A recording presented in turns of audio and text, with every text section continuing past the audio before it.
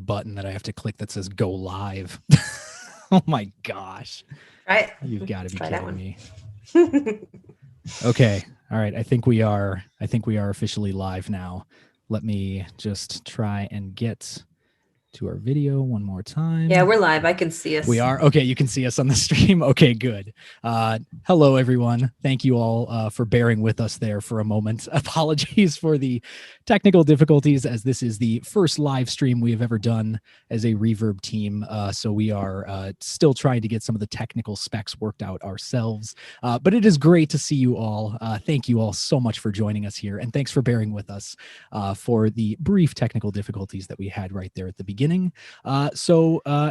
Jen, there you are. Oh, Jen Lofgren is in the chat. Thank you so much. It's great to see you too, Jen. Excellent. Well, hopefully it didn't pick up all of the tech difficulties that we had right there at the beginning. It might have. So we might be on a little bit of a delay here, but that's okay. All right, so let's go ahead and just start out by introducing ourselves. First and foremost, welcome to the Reverb 3rd anniversary live stream celebration. We are the Reverb team, and we are very happy that you are joining us now. So let's just go ahead and start with Ben. Do you want to give yourself a little introduction here? Sure, I'm Ben Williams. I'm a PhD student at CMU in Literary and Cultural Studies. You know, I'm working on border rhetorics, and I joined the team last year, right in the midst of the pandemic. Was one of the first episodes I've released with you all, and it's been quite the ride ever since. So absolutely glad to be here. We're thrilled to have you with us as well. Next up, we have Sophie Wadzak. Sophie, would you like to introduce yourself? Sure. My name is Sophie Wadzak. I started working on Reverb.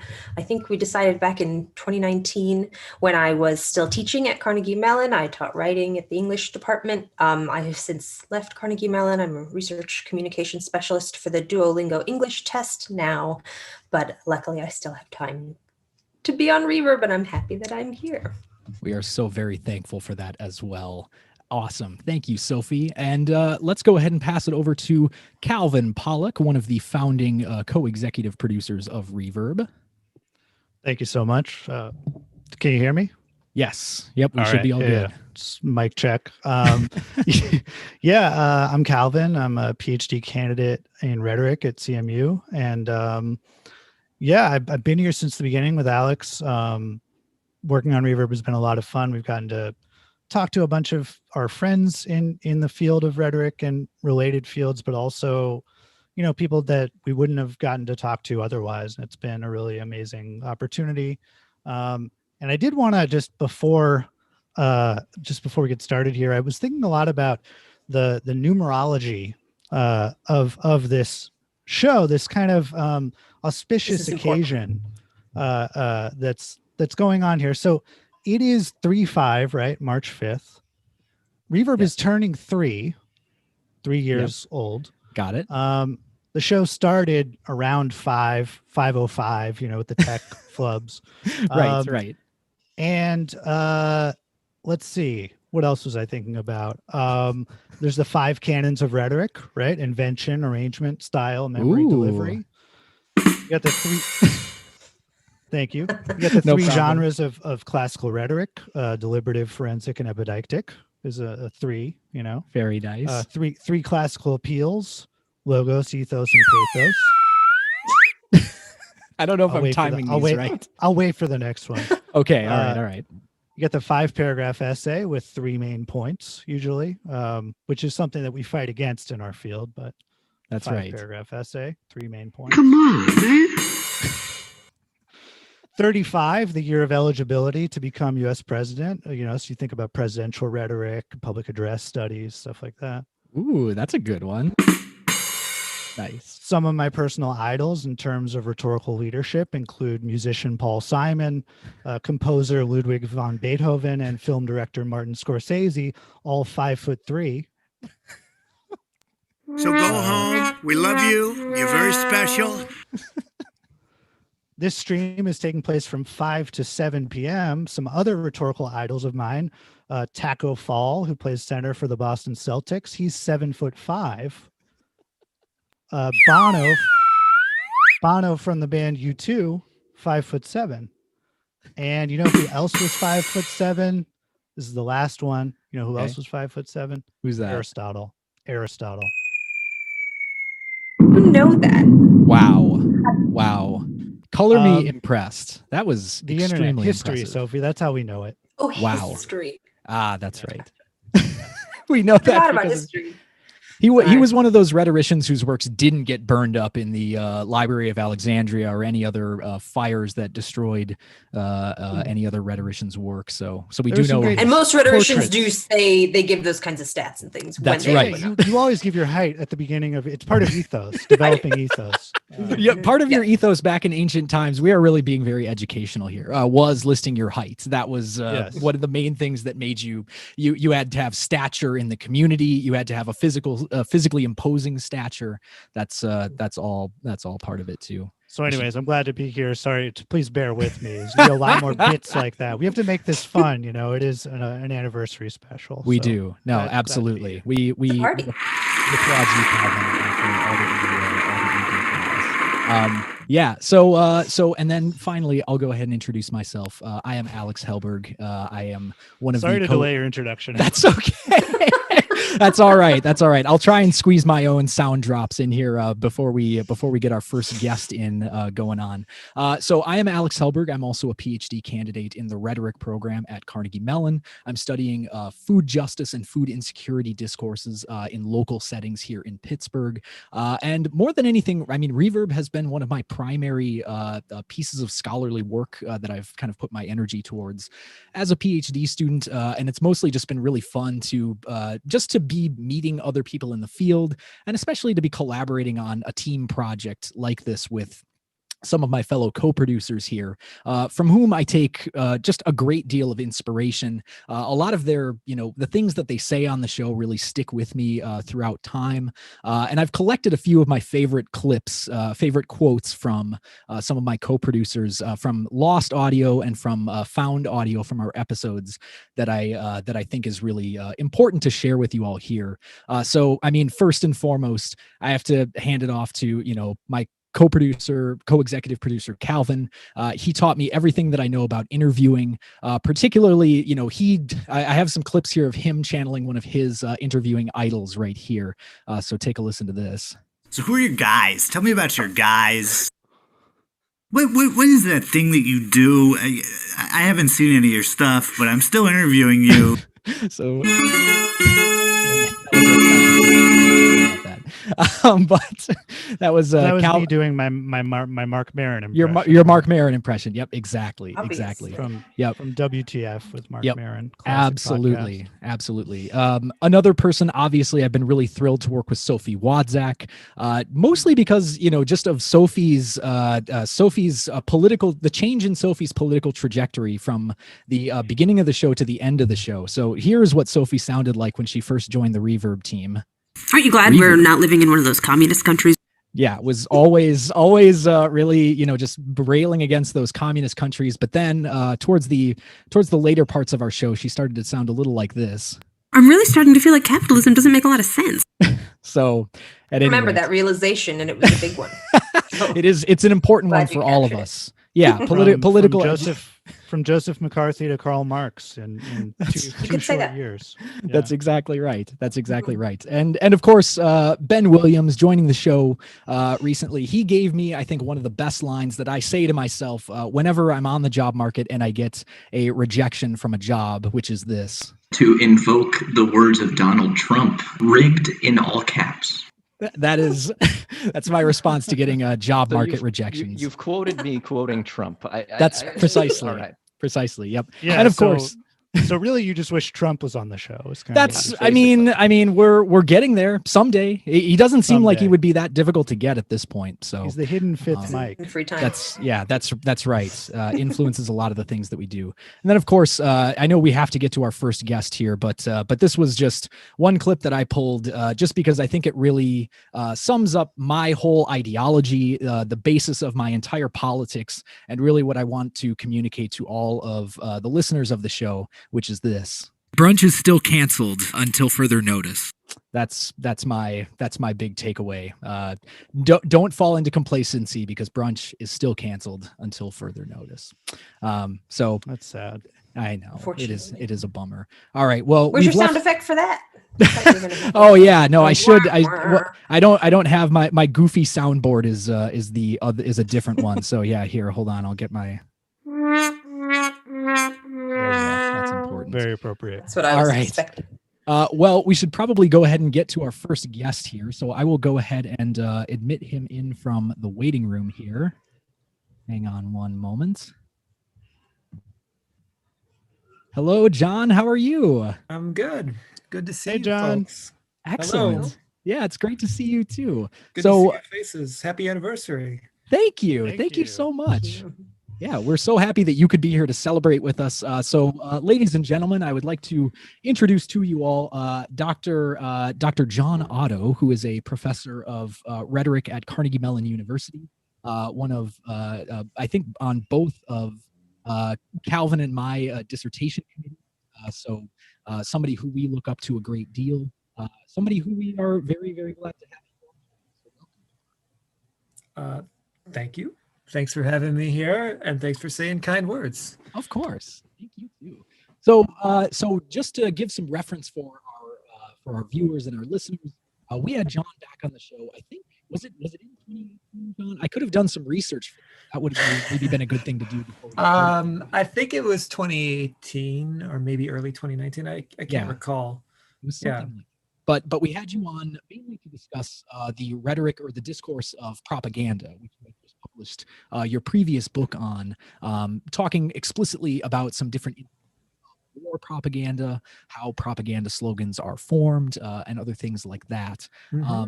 So I think one of the things that we kind of wanted to revisit a little bit with you on this show was to just talk very briefly about, we've transitioned now from one presidential administration to another. We are entering a bright new dawn, perhaps. Sorry, I'm being this here already. But entering into a new era with a new, certainly a new regime that's in power for us. Hold on, I actually have a sound effect for this that I can pull up that you all should be able to hear. Come on, man. There's our commander in chief. So I wanted to just get your take on just a spit take on how has the rhetoric of foreign policy, of war, and other things like that changed from the Trump and Biden administration, at least from what you've been able to see so far? Well, I haven't been studying it, super closely, Alex. Let me say that totally first. Fair. But I mean, I recall when Donald Trump launched rockets, I believe, into Syria. He became very presidential in the eyes of some luminaries in the media, and I think Joe Biden has also been bombing Syria recently, and I think the discourse has been similar. I haven't done a side-by-side comparison, but it's the same kind of thing. Iran is an enemy. They're a regional aggressor. Strategic silences about regional aggression by the United States of America in the same region. These bombing was defensive. And we're really stretching the meaning of the word defense. There's no ongoing attack, there's no imminent attack, but they claim the bombing is defensive. These are patterns that go beyond, I think, Joe Biden and Donald Trump. I think they're just sort of part and parcel of wartime rhetoric, right? So your aggression is always defensive. The other side is always the aggressor. And, I don't know what else to say. That's the first example that came to my mind without a really guided analysis there, but hopefully it's in the ballpark. Yeah, John, we didn't mean to put you on the spot. No, not at all. No, I knew you were going to ask me questions, but I guess I didn't know what they would be. We're playing hardball right out of the gate. Yeah. It's a quiz. No, I think the example of the Syria bombing is really interesting, not only in terms of how the administration themselves framed it.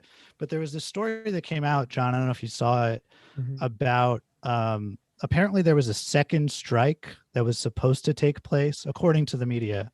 There was a second strike that was supposed to take place, but the reporting, entirely based on anonymous sourcing, is that Biden called it off because it was going to kill women and children. Did you see this story? I did not see this story, but that's another thing. So go home. We love you. You're very special. Sorry, that was an accident. Oh, that's okay.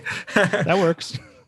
I did see some of the reporting at the time that said, I think it was CNN, that this was minimally lethal, that it was precise. I mean, it's just so Orwellian, right? 22 people are dead. I would think that minimally lethal would be like 0 people dead, right? That's like the minimum of deaths. But 22 is significantly more. It's like, it's pretty lethal.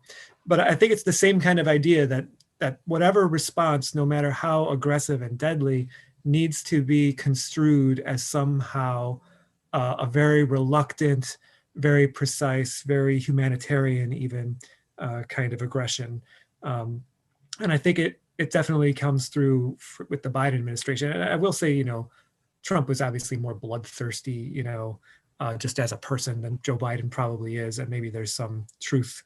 But this is still a deadly policy. And it's still very deadly action. And he shouldn't get credit, for only killing 22 people. Right. Yeah, I mean, I think Come on, man. Seriously. No, I mean, I think the story that I was just referencing, like it reminded me a lot of the media reporting that you've analyzed in your work, where the headline is literally Biden called off strike against second target in Syria to avoid killing civilians, say officials. Right. Right. Yeah. What a guy. No, I think the other headline that a lot of people have already made hay about this, the idea that who we struck was backed by Iran and that they were also responsible, for bombing people in Iraq. That's not clear, but the headlines sort of make it seem like it is clear. And then you read down to like page, paragraph 16, and you find that even the evidence that they have for who we attacked is a little bit fishy and suspect. Not to mention the other silences we made, like retaliation is not a legitimate reason for war under the UN Charter. Neither is sending a message. Neither is, sort of faux defense where you think somebody might attack at some point in the future. So the fact that the press has just been silent about these things, it's close to a process critique, like, and, it violates international law, but I think that's an important process critique to make, like this was illegal. This shouldn't have been, that should be a headline rather than, look at how magnanimous Joe is and that he didn't kill more people than he could have. That's a pretty low bar. Yeah, absolutely. I mean, just in terms of how we're outlining maybe a comparison between how the media covers military actions by somebody like Donald Trump versus Joe Biden. Yeah, I mean, you have that sort of magnanimity framing of, oh, well, he called off the second strike because of women and children. Whereas what you had mentioned earlier about, Donald Trump seeming presidential on his first military strike. It was the first time he could appear presidential, remember? Right. Like I think it was Van Jones, I can't remember, but that they literally said, like, I feel like he's the president for the first time. And he became president tonight. Right. Which I think just I don't know if we can extrapolate that out to any more broad context, because I mean that term has been invoked in other ways in other places before, but it just seems interesting to me that was in a media ecosystem where criticisms of Trump were not difficult to come by. All of a sudden he does something that's actually worthy of scorn and scrutiny, like truly, like, not to say that any of his other things weren't, but like he does something that is pretty egregious, and all of a sudden the media labels it as presidential. I don't know, that comparison has just always vexed me. Yeah, I think there's it's not absolute, but I think there's a bit of a consensus, certainly among the mainstream factions of both parties and among a lot of the mainstream media pundits and journalists that, you know, you have to be tough. You have to be, you have to send a message. Aggression can't go unanswered. Of course, again, it's super Orwellian. Like, who's the real aggressor? Why are there people in Iraq who are getting bombed? You know, like, these questions that are just never raised. And that's also part of the sort of, I don't know if they literally believe what they're saying, but it's like that double think kind of thing. Remember from Orwell? Like Iran is being so aggressive as they shoot at, you know, military contractors that are United States military contractors who might have guns, you know. So it's a wild kind of thing that happens in war, and it, as I said at the outset, I don't think it's really any different for the Joe Biden administration. I called him Joe before, but we are very close. But I should probably refer to him as president. On, man. Yeah, I'm sorry. It's okay. Yeah, it's show okay. a little respect. Yeah. No, That's but I mean, I think you're pointing us towards something that's important to keep in mind, though, is not to, and this is something we touched on in a previous show where we were talking about the epidemic rhetoric as it applies to the different presidential administrations as well, is that we shouldn't fall into complacency about, you know, just because we have somebody who is not in Trump's party in the White House, that we should fall into complacency and start being less critical of some of the interventionist maneuvers that a presidential administration is making. Yeah, that's exactly right. Just because this administration is not as vicious does not mean that the policies that they're enacting are actually the best ones. Yeah, absolutely. Well, I think we're almost out of our time here with you, John. But Calvin, I think you have a little something to take us out on. Yes. Yeah, I do. So, you know, this is our first live stream. I wanted to do something a little special for each of the guests. So I want to do a segment called Calvin's Curveball. Okay. And so what this is going to be is a kind of wacky trivia question for each guest vaguely related to your research. And so, John, yours is going to be a multiple choice question. Okay. So let me know when you're ready. I was born ready, Calvin. All right, let's do it, John. Calvin's curveball coming in. All right, John Otto, what is the total number of U.S. involved wars since the nation's founding? Oh, total number, multiple choice. Your options are the following: A, 205, B, 143, C, 121, or D, 111. Not that I have any idea, but it would matter if we're counting covert sorts of military action or sort of declared wars. Declared wars, I would think, would be many fewer. That's right. No, this is every war that we know through public disclosures, through leaks, basically through information in the public record. I'll go with A just because I want to believe it's as high as I think it is. No, that's wrong, John. Actually, it's the lowest. It's the lowest one, but still a lot. 111. It was 111. Is anytime you drop a bomb, is that considered a war, or is that counted? Like, is the strike on Syria counted in that tally? I think the overall conflict with Syria is counted, but not each individual strike. Okay, not the strike that we just had. Right. Because I think if we were bombed at any point in the continental United States, we would probably consider that a war on its own terms. So I'm not questioning that I was wrong. I think you're quibbling because you got the answer wrong. I think it sounds like to me. Yeah, I get it. I think it's tough to get something wrong, but I think that I was actually correct and that the number is exactly what A was. What was A again? 205. Yeah, check your records again. I'm pretty sure it was 205. Okay. All right. Well, we can check the methodology on the Wikipedia page where I got this from, but yeah. Thanks for playing. Thanks for playing, John. Thank you for the question. Yeah, absolutely. No. Yeah. Whatever it is, it's higher than zero. Whatever it is, it's too high. It's way That's too right. high. Absolutely. All righty. Well, we should move on to our next guest here, but we want to say thank you again to John Otto, one of our favorites of all time, for joining us here on our 3rd anniversary celebration. It's been great talking with you, John. I've Thanks, had a John. blast. Thanks, John. and good luck with the rest of the show. Excellent. Thank Bye-bye. you. All right. Bye, John. All right. So there was that definitely some numerology going there, Calvin, There- too. You know, there there's was. Oh yeah, five. the numerology. The Sure. numerology is continuing throughout the night. Actually, I hope that you Show all is you all about numbers. you all right that's now. the hint. Yeah.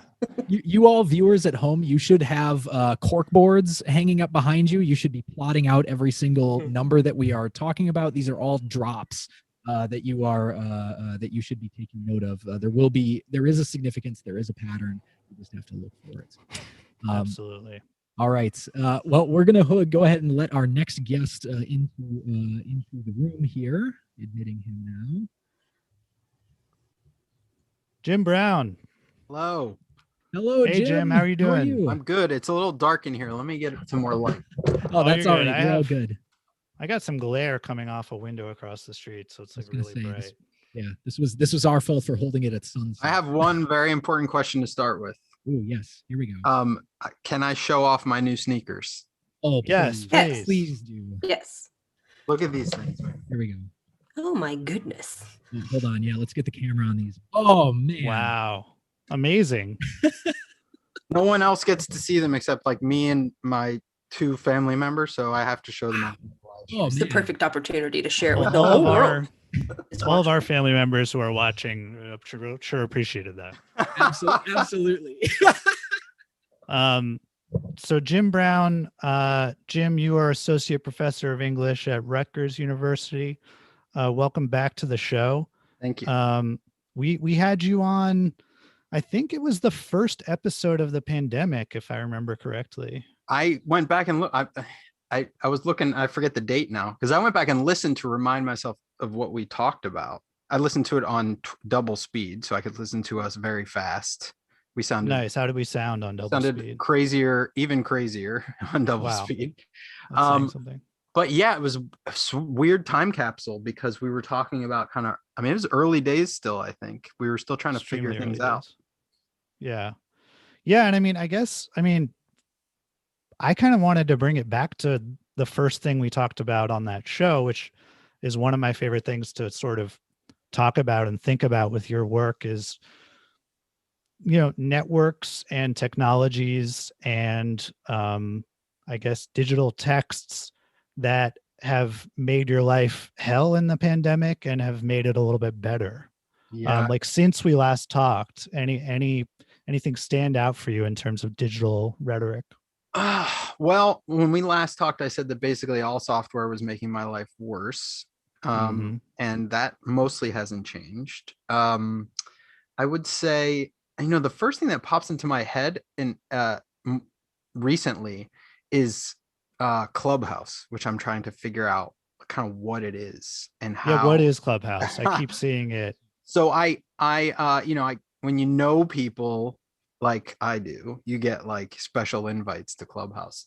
Shout out to Casey Boyle for a invite to Clubhouse. But I kept hearing about it and was curious about it. I knew it had something to do with audio, and that was basically all I knew.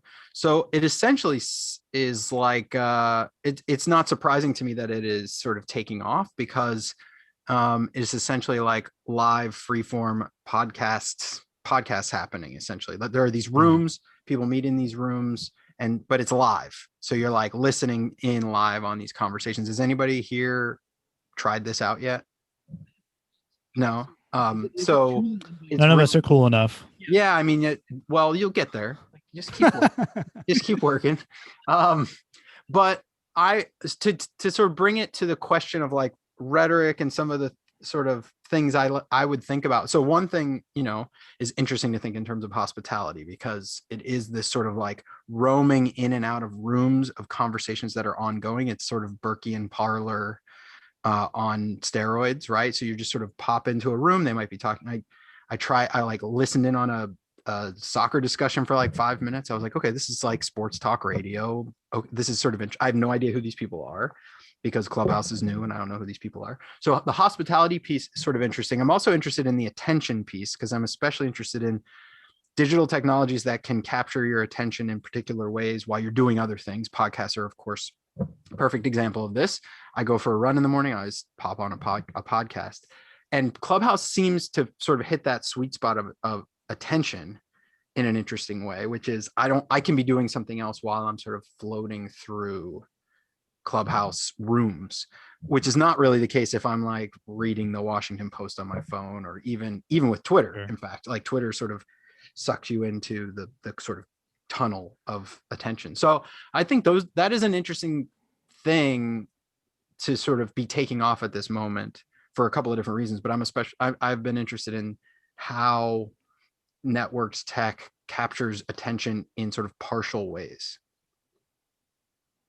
Right. Yeah. So Clubhouse, like, is it planning to go to a broader public? Like, are there plans for that, or is it? I'm sure it is. Yeah, it's only a matter of time. I mean, what's happening now is, like, I was thinking about how the early days of Gmail were like this. I don't know if anybody remembers. Right. No, I remember that. Invite to Gmail, which I think and you felt really cool for being on Gmail when your friends were on like Yahoo or some whack. And this was also the time when Gmail was every time you logged into Gmail, like the number of, like, the amount of space you were getting was increasing like every second. It was like, no, you know, you have all of this space. And now they've capped it, and they're like, you're running out of space. You need to pay us money. But it only took like 15 years for them to start thinking about charging us.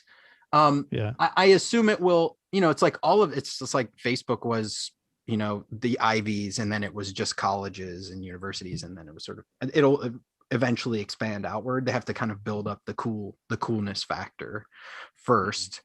But yeah, I assume it's probably not far from being something that is sort of more broadly available. And I'm just really interested to see what people will think about it, because sound is something, especially in this moment. So, you know, we're not so much in commuting spaces. So, so maybe like sound in your house. I mean, everybody's got headphones and earbuds in all the time anyway, but still, like, I will be interested to see how a social network built around sound kind of, it is pretty unique compared to these other platforms that are dominating. Yeah. Oh, Alex, I can't hear you. Yeah, Alex, you're muted. Can't hear you, Alex. So I'll just ask another read his question mind of Jim. I'm going to read Alex's mind real quick. Okay, I got it. No, Jim, what this made me think of was teaching. Are you teaching in Zoom, or what platforms do you use for teaching? Yeah, Zoom. So last semester I was using Google Hangouts because our university had gone to WebEx, and I didn't really like WebEx as a sort of interface. So Google Hangouts was working pretty well. Now Google Hangouts is kind of gone, and they're using, I guess it's Meet now. Google Meet, yeah. And then, but our university I just found out recently, I was like, why do we all of a sudden have Zoom accounts starting in like January? Well, they used COVID funding. Rutgers used COVID funding to buy Zoom for everyone. So students and faculty all have Zoom accounts as of, like, I guess it was right around January. So I've been using that for kind of synchronous stuff and Canvas for teaching. And yeah. And the question I was thinking about is, like, I've kind of polled my students over the past couple semesters, and one thing that I've noticed about the platform as a space for like conversation is that breakout rooms can't, because you were talking about on Clubhouse, like popping into rooms and sort of listening in. And one of the things that I've been hearing from students is that they really don't like when the instructor like does that unannounced. If you have a breakout going, like just popping in randomly, like ruins the conversation. I think it's funny that that's like, you seem to be encouraged to do that as an instructor, but it can actually screw up the purpose of, you know, that affordance, which is to have like a real conversation, a generative conversation among a smaller group, you know? Yeah, I mean, it's just another one of those situations where we try to replicate in-person situations with something like Zoom, and it doesn't work. So I think about when I break students, I have a group of 20 students, I break them up into 4 sort of groups for like smaller group discussions. And when I circulate around the room, like nobody is like, oh, whoa, like what are you doing here? We never Exactly. expected that you would pop in. And Right. so, and in fact, sometimes students are looking for you to pop in because they're kind of stuck or they don't know what they're supposed to be doing or whatever. So the breakout rooms though really don't work that way. But we as instructors are constantly looking for analogs and looking. I have a soundboard rigged up to my number pad, so I am really, Keep you on your really toes. sorry about that. I have That's to be actually careful relevant about- to something that's coming in a second. Jim. Perfect segue in a second to baseball. Yeah, which is Actually, which was a third of that the is podcast. That's the theme of the episode. It's Yeah. baseball. It Yeah, kind we of If you talked were is. not baseball already the whole aware. time. So we should just switch to that now. That was a perfect segue. I'll just say, just to finish that thought, like the whole problem of this last year is we are constantly seeking out ways to do what we normally do in person, but online. And what everybody knows when they try to do that is it fails miserably. And so what we should be doing instead is like reinventing practices. The problem with that is it takes forever to reinvent a practice. It's not something you can always do on the fly. It takes repetition. It takes sort of ongoing sort of trial and error. And we've just all been like muddling through for the last year, partially because we all hope that like September will happen, everyone will be vaccinated, and magically we'll get to be back in the classroom. Yeah, well said. I can't think of any other better encapsulation of just like what a pedagogy has to look like right now. Just, I mean, if nothing else, for our own sanity as well as our students, right? Like for me, at least anyway, that has been, trying to replicate in-person things just, has not gone over well. It doesn't work. It really doesn't. Yeah. But well, I mean, sorry again that I did not mean to step on you there, Jim. I apologize for that. But no, but it's actually we have it's a nice segue into let's do it. Well, it's a nice segue into Calvin's curveball for Jim Brown. All right. So Jim, on this live stream, in honor of the fun of doing a live stream, getting a lot of people together, I've been coming up with what I'm calling Calvin's curveballs. And these are, thanks, Alex. These are questions, trivia questions related to, something that the person cares deeply about. Okay. And so Jim Brown, for you, here's my trivia question. This is a multiple choice question. What was Andrew McCutcheon's WAR stat for the Pirates in 2013? The year that they went to the wild card game. So option A, 5. Option B, between 5 and 8. And option C, greater than 8. I'm going to say B. The number that popped into my head for some reason was 7, but when you asked the question. I'm sorry, Jim. Oh. Do you want to guess again? I want to know how wrong I was. But in my defense, it has been 7 years since the Pirates have been competitive. I know. It makes sense. And that we've all kind of buried it because it's too painful to think about how great that was. All right, the answer is C. The answer is C. 8, greater than 8, and it was actually 8.1. Wow. Well, it's 7. Yeah. I wasn't too far off. I'm weren't actually too far fairly proud of that. So no, 8.1 though. I mean, that is wild. That's a crazy year. Yes.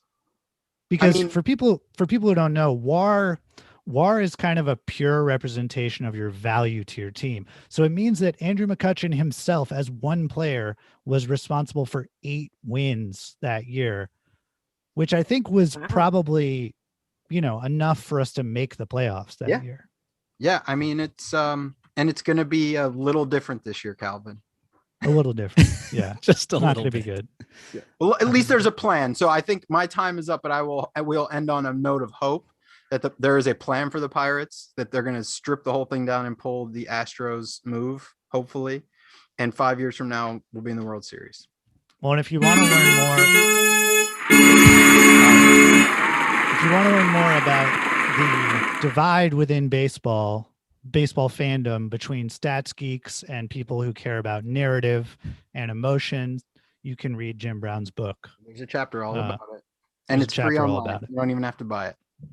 Yeah, so we will share that with our friends and our listeners. Thanks so much for being here, Jim. Thank you for having me. It's great to have you. Congratulations. Thank you. Yep. Take care, Jim. Appreciate it. Bye-bye. Bye. Bye. Bye. Oh man, that was a fun one. Yeah, that was a good stat poll, Calvin. You stumped him on that. I know it's You did. no one's gonna That's get why any they call of them these. curveballs. That's They why are they call them curveballs for a reason. That's If they were exactly- easy, they'd be Sophie's softballs, and we decided not to go with that. So Yeah, we scrapped that. That's scrap exactly that right. one. Our That's guests are exactly- too smart for that. They are indeed. Well, and speaking of smart guests, we have another great one coming up, who I am going to admit Nice. from the waiting room right now. There he is. Hello, Derek. How are you? Hello. Derek, you're muted. Oh, yep. It looks like you're muted. All right. Can y'all hear me now? Yeah. Hey, Derek. Yeah, we can. Hey, Derek. All right. You know what? I'm sitting here watching you all on a live stream. I was like, you know what? There's probably a lag time. I better get ready. So- You made it. You made it just in time. yeah, I was Yep. trying to figure out that Andrew McCutcheon question. I was like, oh, wow. Okay, that's a good question. That's a good Right? question. I'll just wait for yours, Derek. Oh, Say, no. yeah, you already know that you got something coming. So I'm scared. Shoot, Oh, yeah. my ethos is at stake. Oh, yes, truly. By the way, Derek, Jen Lofgren is in the chat right now. She says to say hi to you. Hey, Jen. Oh man, I miss all my people at CMU. I miss everyone. We I miss tell you you too. what, this is the longest since I've been an adult where I haven't done any traveling. I mean, just being in one place for 1 year is just like, oh my goodness. Oh, absolutely. Wow, and it's and pretty and cool. Derek and Derek, you are in Milwaukee right now. I take it. I correct? am. UW Milwaukee, go Panthers. They're still Mm. playing in the Horizon League basketball tournament. So Oh, nice. Excellent. Yeah. Well, best of luck to them. Yeah, I mean, that was kind of what I wanted to start out asking you about first, just because I am a Wisconsinite who migrated to Pittsburgh. And we talked a little bit about mobility and other sorts of things on our episode. So what has your experience been like in Wisconsin so far? Are you enjoying the dairy state? I tell you what, yes, I'm enjoying the dairy state. I'm enjoying the brew state. I mean, the alcohol laws are completely different than in Pennsylvania. That's for sure. You know, not that I drink any alcohol. I'm a root beer guy myself, but but no, it's been wonderful. You know what? I've been thinking a lot about this, and I would say there's three distinct differences between Pittsburgh and Milwaukee. In Milwaukee, the large body of water, of course, is Lake Michigan. Pittsburgh, we have the three rivers. The second thing is in Milwaukee, of course, you have this large German influence, a lot of German immigrants, where in Pittsburgh, of course, all immigrants are in both cities, but I think in Pittsburgh is probably a tie between Italian and Polish influences.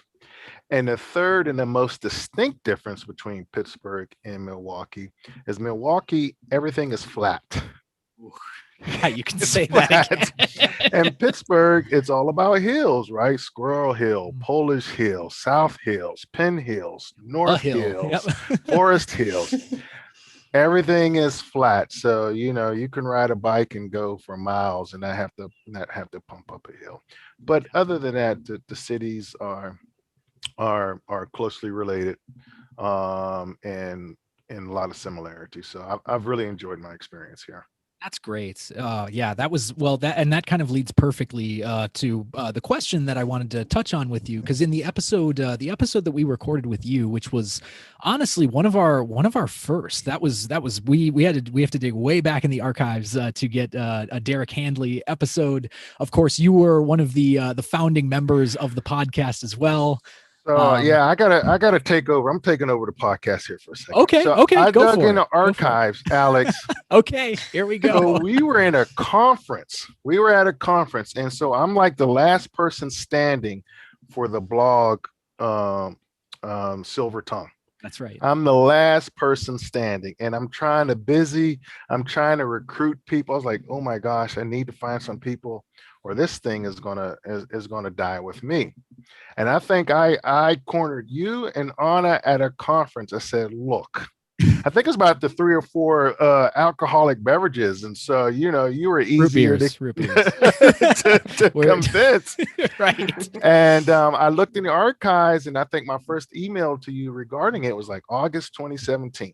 Oh my gosh. So the seeds were planted in August 2017, and we had this conversation. It's like, the blog for when the Silver Tongue started, it was all about blogging. And now let's think about a podcast. And so I was kind of like that transitional figure, but this was all you and Calvin and everyone else in the beginning just took it over and ran with it. So I've been very impressed. I've been listening since then, and it's amazing what you all have done, and it looks like it's going to be able to continue, because that was the one thing I was trying to tell you all at the time, is that this have to survive after you all leave, and I think that's the most important thing. Yeah. No, Yeah. I think we've really tried to take that spirit with us from you and what you imparted to us about the importance of doing something like the Silver Tongue, just having like a public facing resource for rhetorical criticism. Absolutely. Yeah, I think that idea always kind of was inspiring to all of us, and I think that's the best that we can do to carry on that legacy is to It's continuing to awesome. make this You something all that, doing a wonderful job. So yeah, I think I was one of the first guests 2018, and I was taking a look at it. I think that was right before I was um, defending the dissertation, I believe. Yeah. I was in town for that, and so what we talked about, the Freedom Corner in Pittsburgh, was a article under review that since has been published with Rhetoric Review, as well as part of my current book project that I'm working on, which looks at African American communities, their resistance, if you will, to urban renewal in the 50s and 60s. Pittsburgh, Milwaukee, and St. Paul, Minnesota are the 3 case studies. So looking at that in the context of the Northern Civil Rights Movement, if you will. yeah, that's fascinating. And I mean, that was I think part of what one of the threads that we wanted to pick up on the show today was to ask you a little bit more about, I mean, now that you're actually in Milwaukee, is that research? Because I think you wrote a little bit about Milwaukee in your dissertation project too. Is that right? Pittsburgh and Milwaukee. That's right. Yeah. And so, I mean, when I chose Milwaukee, I never thought it as a city that I would get a job. So keep that in mind when you all thinking about case studies, if you want to be competitive for a job in a place. But we have one of the great scholars at Carnegie Mellon of Milwaukee, Joe Trotter, who wrote the history book Black Milwaukee, and who was also part of my dissertation committee. And so, having him as a resource and doing the research, it's the thing about it is I could have chose any city. I could have chose Cleveland. I could have chose Detroit, Chicago. I could have chose so many, Rochester, New York. And what you see is the similarities of what was happening to African Americans during this time is disproportionately being affected by urban renewal. And there is this great quote, and I can't think of the author, so I'm not trying to claim it, about urban renewal in Minnesota. And the quote is, there weren't very many Black people in Minnesota, but the highways found them. And that's exactly correct. It's like these Black communities near the Twin Cities are being the highways are going right through them. And so my approach is thinking about this from a rhetorical history. I wanted to see as get close to real time as possible. How were they reacting, what conversations were being said, communications with the city government, because I'm really not necessarily from a memory standpoint, but right there, what was being said in the context of the time. So we're talking about 54, 55, and I mean, this is the same time as as Rosa Parks in a Montgomery bus boycott. So the civil rights movement was definitely taking place in the North, but we hear more about the South, and of course the things that were going on during that time. Absolutely. I mean, I think one of the kind of cruel ironies about that too is that, I mean, just speaking from my own experience of having been in Milwaukee, I mean, it's kind of talked about sometimes as being one of the most segregated cities in America still today. So I was wondering if you could maybe just briefly speak some of the after effects, because I mean, in Pittsburgh, you know, the resistance to urban renewals, as you chart in some of your work, was to some extent effective. You know, like the like parts of the upper and middle hill were largely maintained because of that place. Well, I tell you what, since I've been in Milwaukee, and I'm here at UW Milwaukee, so a colleague of mine in the geography department by the name of Ann Bonds, we're working on this public humanities project called Mapping Racism and Resistance in Milwaukee. And what we're looking at and what we're uncovering, or not, I shouldn't say uncovering, but the prevalence of racial housing covenants from the 1910 up until 1960, I think is the date that we're looking at. And so what you have whenever the urban renewal was really in full swing, you're having folks losing houses and business, but yet they're not allowed to move to other places in the city outside the city. So you got this squeezing going on. So if you can't move over here to Mount Lebanon in the South Hills, and they're not going to let you move over here, you know, insert neighborhood there, then you're going to have to overcrowd where African Americans are already permitted to leave. So with those two factors, you're starting to see more overt resistance. You've seen these open housing march in Milwaukee. They had over 200 days of open housing marches, protesting, you know, an open house law. Just why don't we have the freedom to live where we want to live? So Milwaukee has that mantra, you know, and there are a lot of wonderful grassroots organizations today, just like there were in the 50s and 60s, that are working against that. So I'm happy to be here, and whatever small part I can pay to that, you know, play with that conversation. You know, I'll do it. Absolutely. It. So. Well, we're looking forward to your upcoming book, and we'll try to maybe even get you back on when that comes to publication. Oh, you don't have to worry about that, Alex. Well, y'all don't have to worry. I ain't going nowhere. I'm coming. Right. Back up. I don't know who's going to be running it by then, but you know, who knows? Well, before we let you go here, Derek, Calvin has one last little segment that we want to take you through here. Oh, see, I'm trying to filibuster. Derek, it's time for another Calvin's curveball. Here we go. All right, Derek Handley. So yes, in sir. your rhetoric review essay, oh my gosh, the line drawn, Freedom Corner and Rhetorics of Place in Pittsburgh, 1960s to 2000s. Yes. You mentioned that Pittsburgh's Hill District was home to legendary jazz singer and actress Lena Horne. While she was in Pittsburgh, Lena Horne regularly performed at house parties of the local aristocracy, including one wealthy family with a particular connection to your PhD alma mater. What family was that? Man, you're trying to filibuster, but we had some stuff in the chamber for you. I told you it's a curveball. Multiple choice. I mean, the other folks get multiple choice. I don't get multiple. The curveball. Oh my! They are related. Let me repeat the last part. They are related, deeply related to your PhD alma mater. This family that Lena Horne performed for. So it's taking a wild guess, either a Carnegie or a Mellon. You got it. The Mellons. Mellons. There we go. Wow, Nice. Nice job. That's the first answer. I gave two answers though. I gave two Technically. answers Yeah, you gave technically. two answers, but Yeah. you got it. Yeah. That's Thank all you, right. Derek. Yep. Yeah. No, that was a great.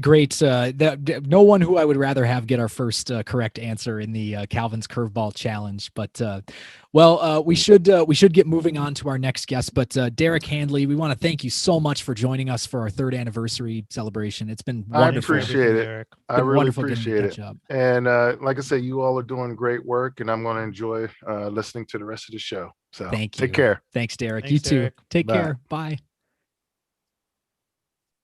Oh, always so awesome to get a chance to talk with Derek. Delightful. And he got the answer. He did. Got the He answer. did. That was fantastic. Impressed?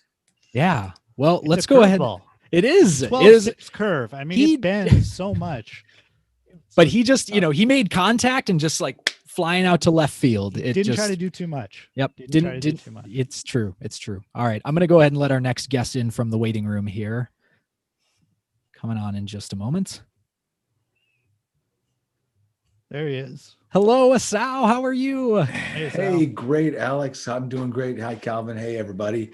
How is everyone today? Wonderful. Welcome. Wonderful. Great. Thank you so much for being here with us, Asao.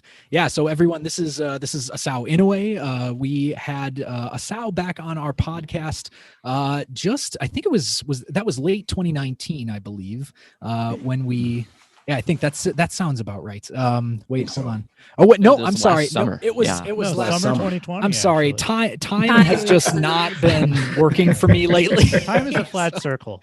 It's true. It is true. Yeah. Yeah.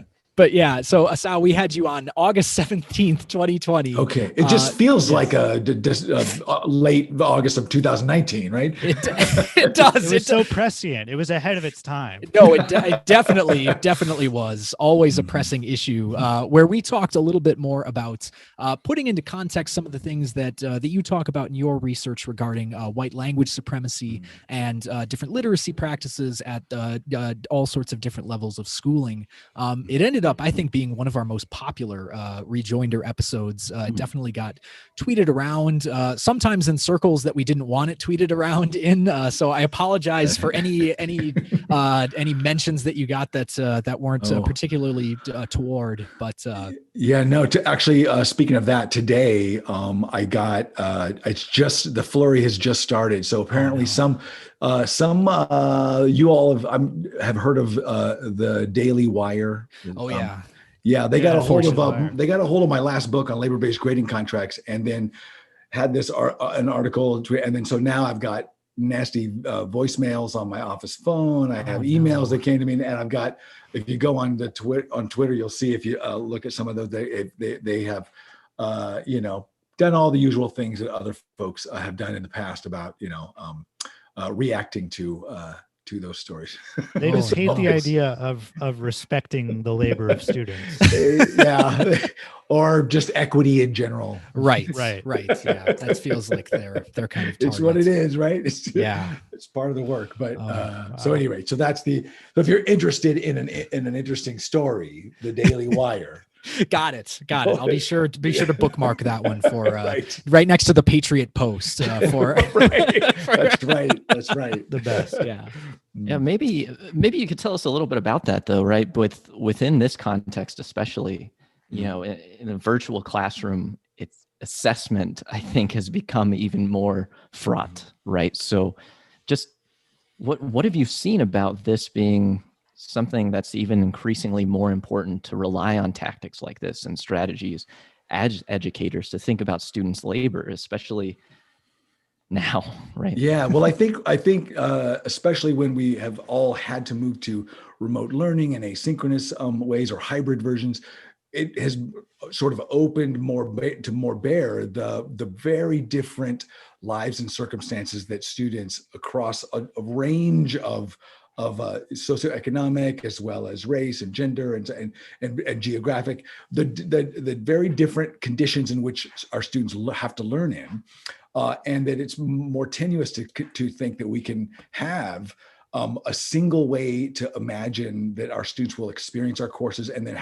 and grading and assessing those literacy performances really is affected by what students are able to do and what their circumstances are in learning stuff, and or just experiencing the course. So I think these problems have always been there.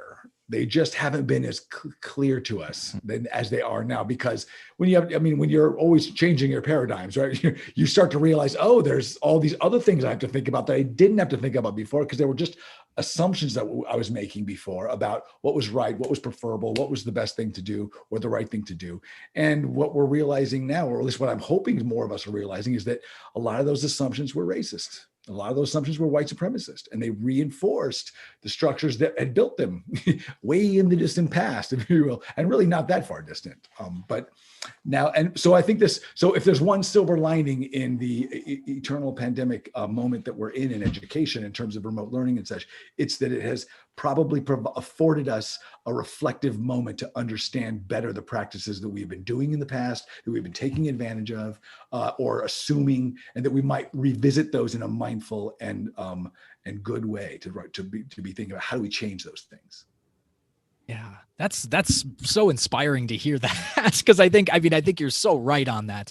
It's interesting though too, when you had mentioned, talking about how this, like the pandemic, like in so many other aspects of our lives, have exposed the way that inequalities manifest in all these different corners of everyone's lives and every institution that we participate in.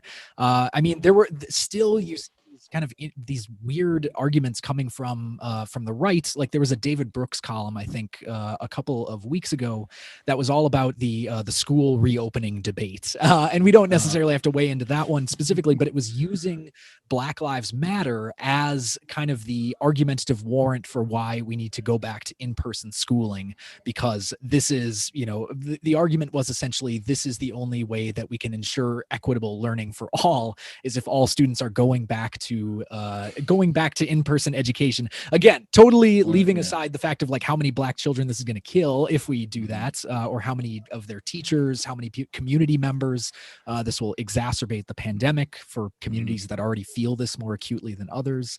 But it is interesting to see the way that almost like that it's this sort of disingenuous anti-racism is getting taken up for arguments of bringing students back to school. Yeah, well, one good measure for anti-racist or racist work and anti-racist work is to understand how big of a measure of paternalism is involved in the answers that people offer, and how much agency those who the groups that are meant to benefit or to help, how much agency they actually have in the decision-making process and in those processes. And in the example you're giving, my guess is very little on both accounts, right? So I think so, and that it really is a way to deploy Black Lives Matter as a way to get what you want politically or for some other purposes. I'm always wanting to know who is making this request, or who's making this suggestion, who's making the argument, and what do they foresee as all of the benefits and consequences of this decision, and then who's been involved in, of course, the process of coming up with that proposal. So I don't know. I don't know. These days it feels right now, it's feeling like, 2 steps forward and 3 steps back. But maybe that's just the tornado, the part of the tornado that we're in right now. And maybe we're going to get to a calm.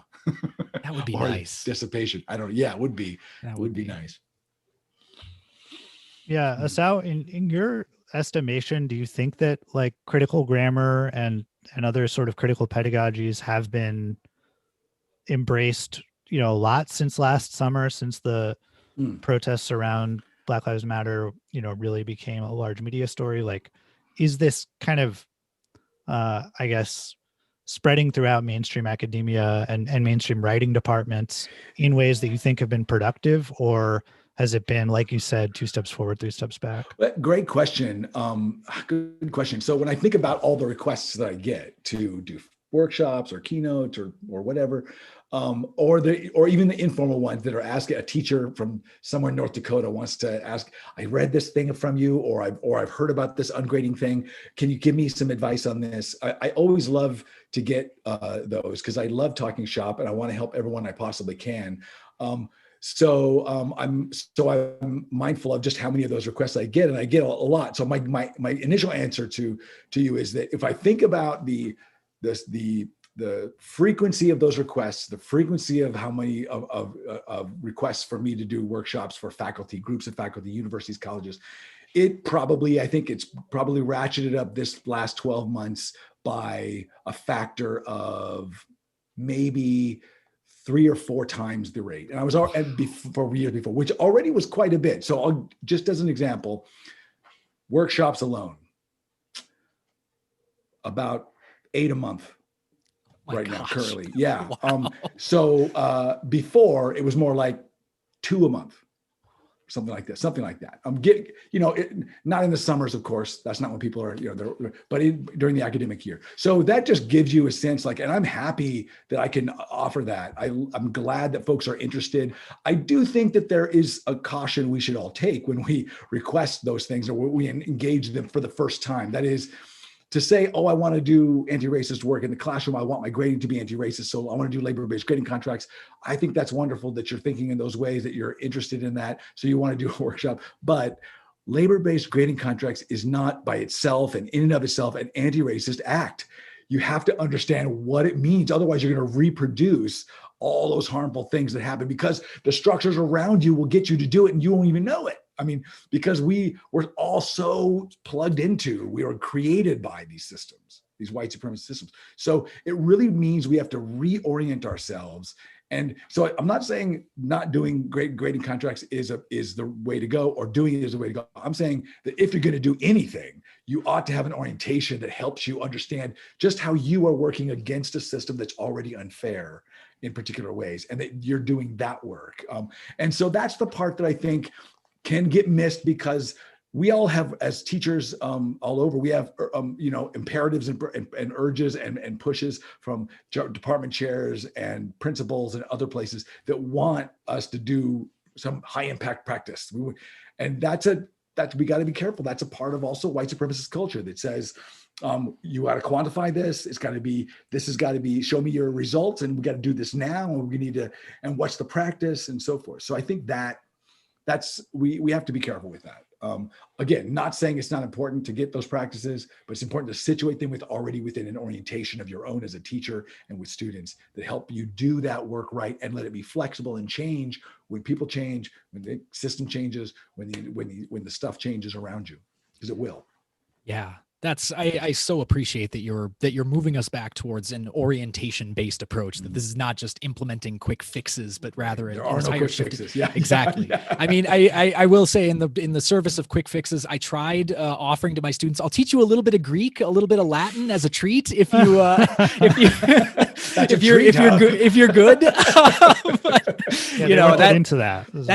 that didn't seem to work. Oh, darn. So I might have to try something else. But yeah, so our time is unfortunately almost up here. But Calvin has a segment here that is going to take us out. So Calvin, please take it away.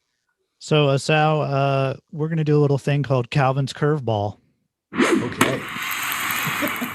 So Calvin's Curveball is where I ask a trivia question related to either the topic of the episode that we had the guest on, or the guest's research. Oh no. I'm going to be so Sal being away. When we had you on the show, we discussed an article that talked about Winston Churchill's grammar school. Remember that? Winston Churchill's grammar school.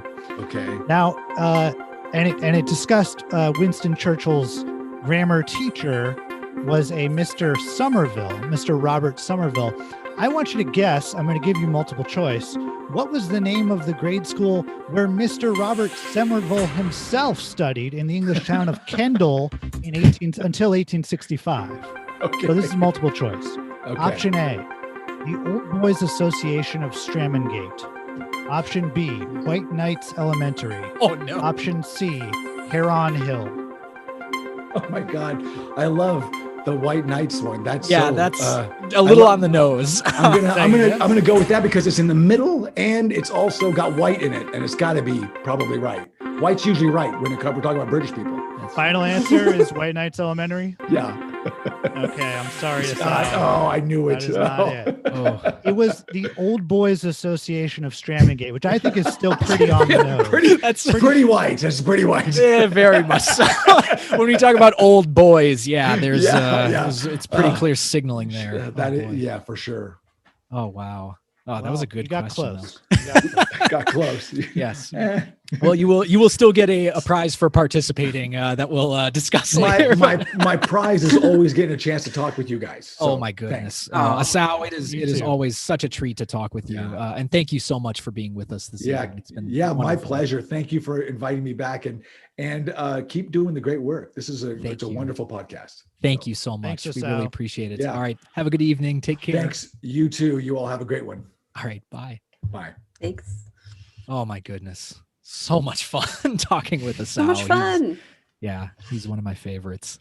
Oh man, that was a good trivia question too, Calvin. How deep did you have to dig in order to find that answer? I was Googling Robert Somerville, who was Winston Churchill's grade school teacher. And I just did some research. Excellent. The internet's a crazy, crazy place.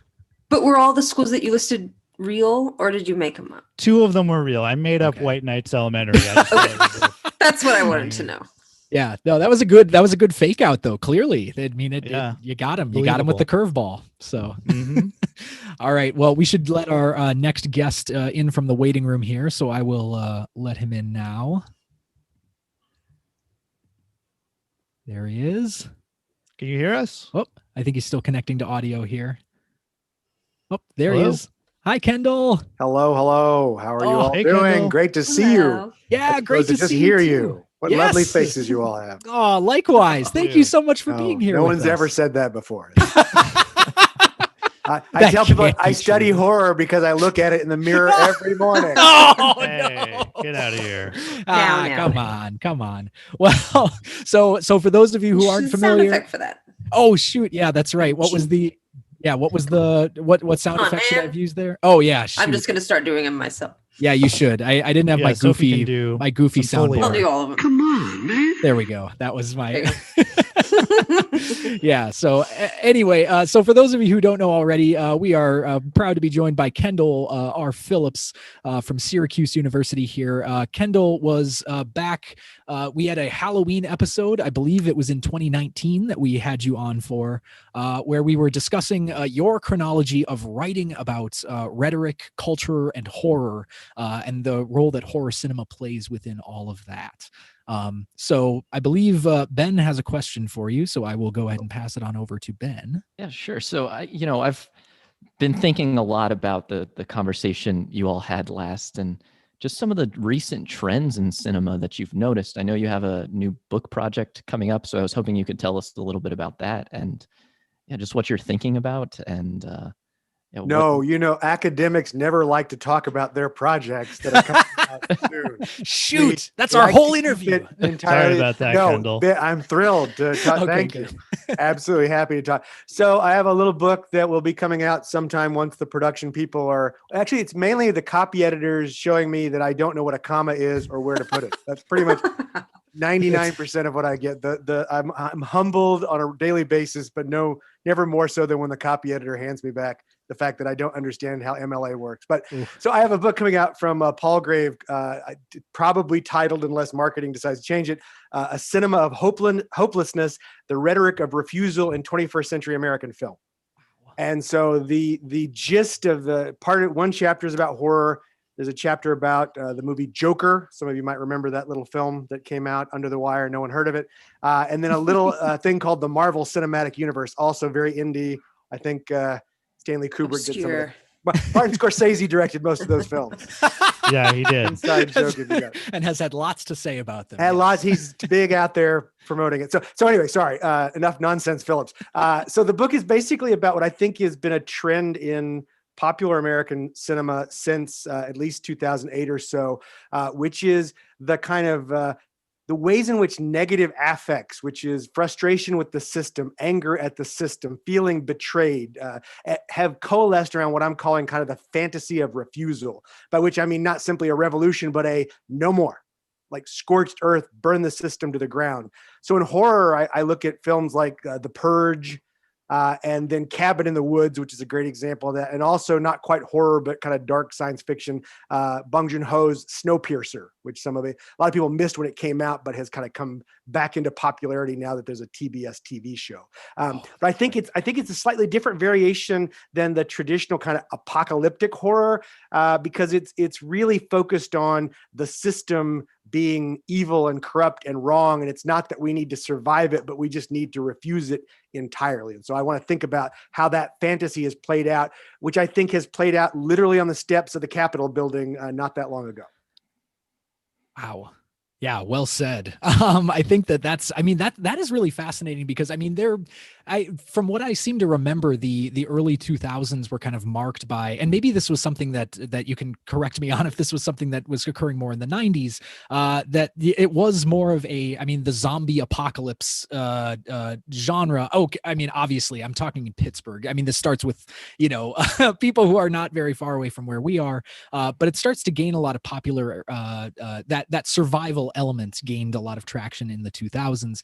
But now, moving more towards refusal. I guess what would you say are some of the landmark films that we could maybe point to as really embodying that gesture? Yeah, for me, I would say for me, I think you're absolutely right. Post 2000, we're in a kind of phase of grief, and so zombies are there. But I locate, maybe not rightly or wrongly, Occupy Wall Street. And so I kind of talk about what I call the post-Occupy cinema. And I think of Occupy as not just being that movement in Wall Street and other cities, but the Tea Party and the beginnings of Brexit and the rising of kind of populist nationalism, all that sort of stuff happening. So again, for me, in films like The Purge, which is all about the government system being evil, Cabin in the Woods, which is all about people being willing to be sacrificed to keep the system going, and what happens if you just say, no, I don't want to be sacrificed.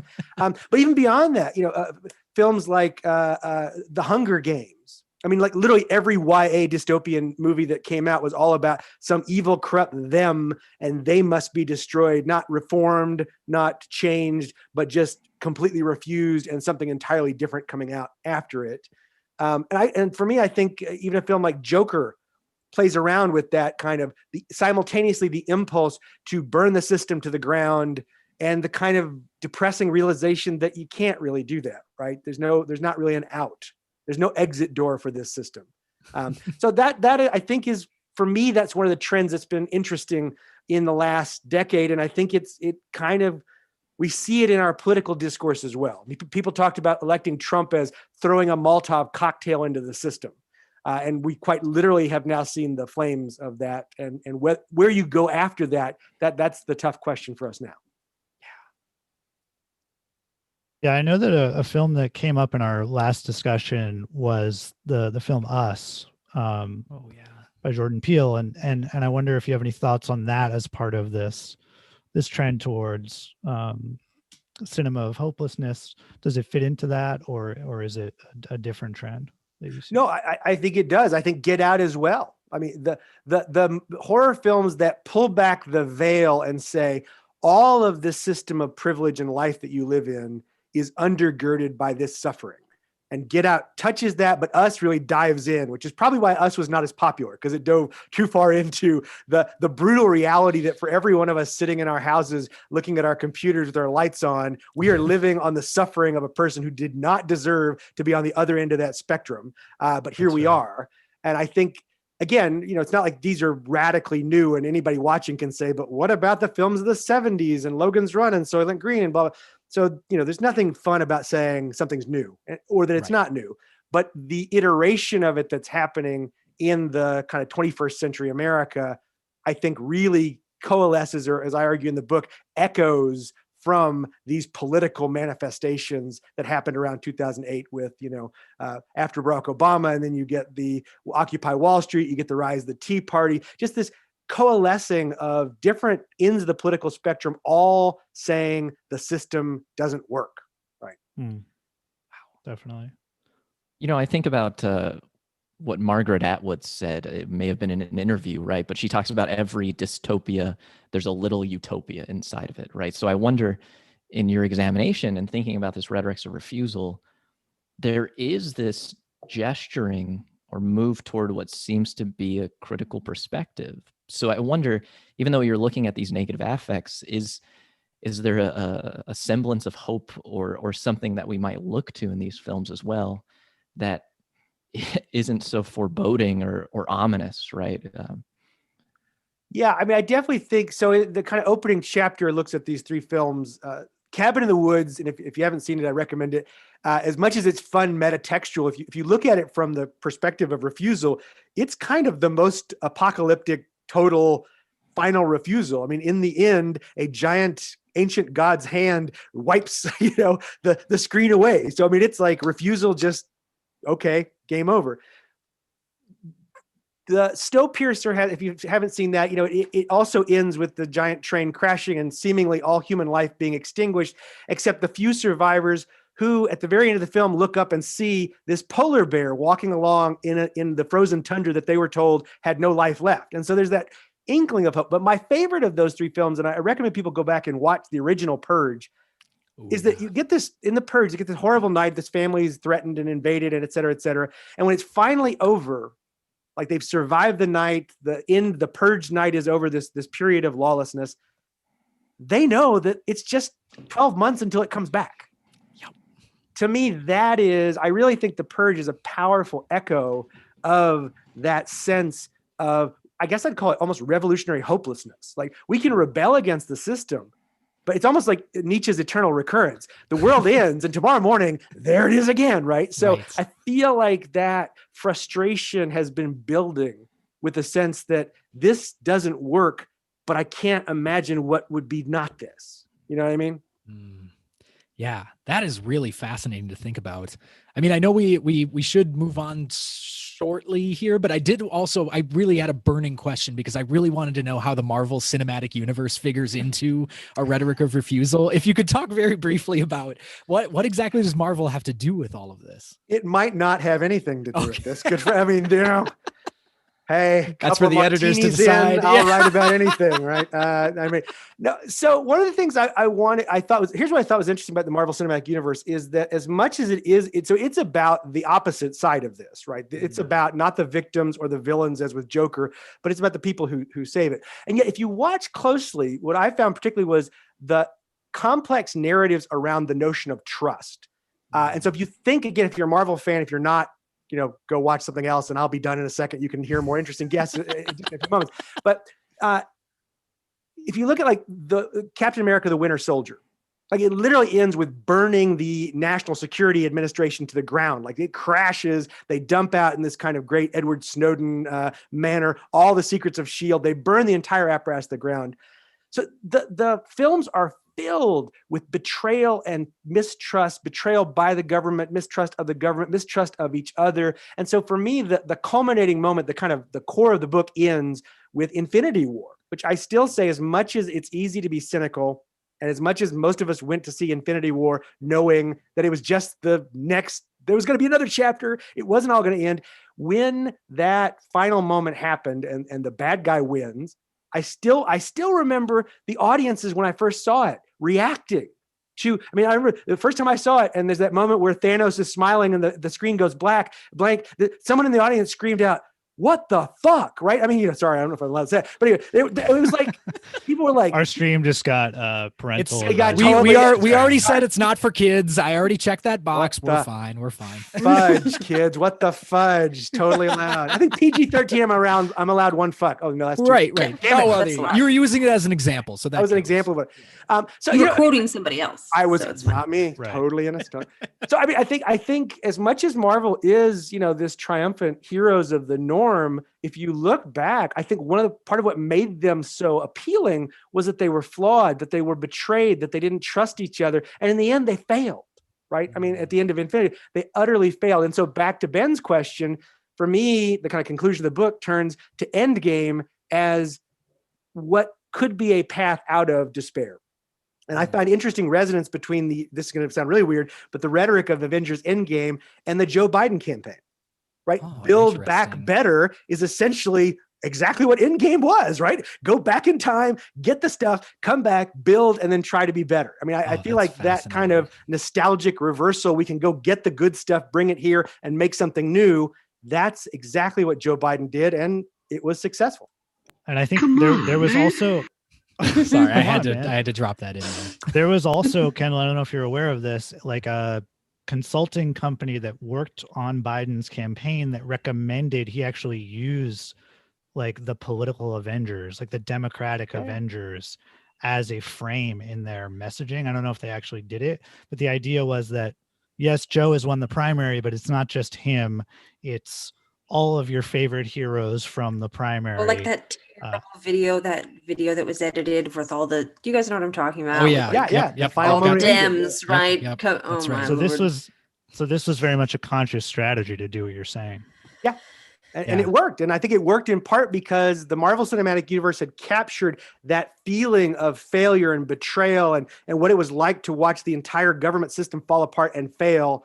And then that underlying desire, but we want to see the good part come back. And then that's what Biden represented. And I think the Trump campaign kind of leaned into the idea that he was Thanos. I don't think there was any effort to, I mean, there was never an effort in the Trump rhetoric to say, no, we're going to build something new. It was just like, yeah, tough. What are you going to do about it? And so we saw how it played out.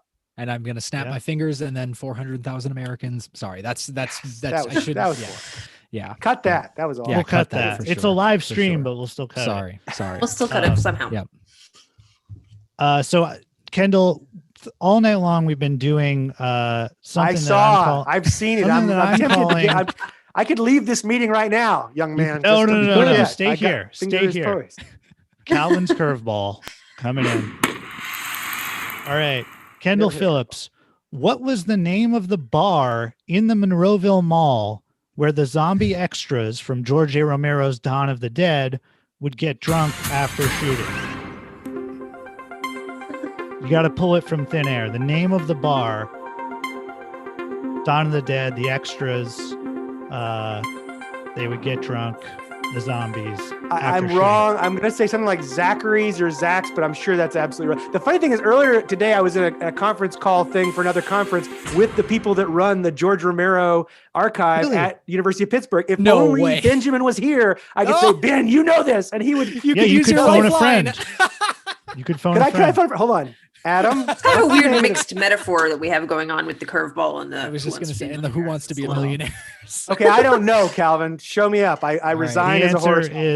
The answer is the Brown Derby. The Brown Derby. Brown And Derby. one night, a drunk couple stole a golf cart and crashed it into a marble pillar, causing $7,000 worth of damage. So it was chaotic in the Monroeville Mall when they shot that movie. Which was twice their budget right there, blown out by a pillar. Oh my gosh. Well, Oh, I apologize. I want to apologize to the Academy as a whole. I'm going to hand back all $35 of royalties I've made off my books and Good. bury myself in a hole. That's great. It's all over. So go Thanks, home. Kendall. We love you. You're very special. Sorry, that was I had to throw that one in there as well. I'm just glad you told me I was special. I feel good. You did, yes, you are, Kendall. No, and we want to say again, thank you so much for joining us. It's an absolute joy to talk to you always. We really appreciate you being here to help us celebrate our 3rd anniversary. It's been wonderful having you. I'll see you in 3 more years. How about that? Sounds good. right. Excellent. At year 6. All right. Take care, Kendall. Thank you. Oh man, that's so interesting to hear about that bar from Dawn of The the Brown Dead. Derby. Yeah, fascinating. I feel like the I mean, Calvin's mall curveballs bars. are the true Yeah, star of true. this show. Truly, it's got to be. I'm glad I could contribute. Absolutely. For once, you're contributing. For once. once. I know. Yeah, exactly. I do nothing for this show. That's right. Well, we've got our next guest joining us here. Hi there, Cameron. Sorry we're a little late in joining you. No problem. Yeah, We got caught up. Hey, Cameron. So Hello. Yeah, so great to see you. Thank you so much for being with us tonight. Of course, my pleasure. Oh, I'm introducing Cameron, right? Oh, I should. Oh yeah, absolutely. Sophie, I will let you take it away. Be quiet, Alex. Well, we are very honored and happy to have Cameron Mozafari with us, a dear friend of the show. And in case you didn't remember, Cameron uses methods of corpus linguistics to analyze emotional appeals and other rhetorical patterns in presidential speeches. And the last time that we had Cameron on the show, we discussed his Trump COVID-19 corpus project. which is focusing on, as you might imagine, right, the Trump administration statements surrounding COVID-19. But we want to take that in a different direction today and ask you about something a little bit more recent. Okay. Still talking about rhetoric and violence, but in kind of a new way.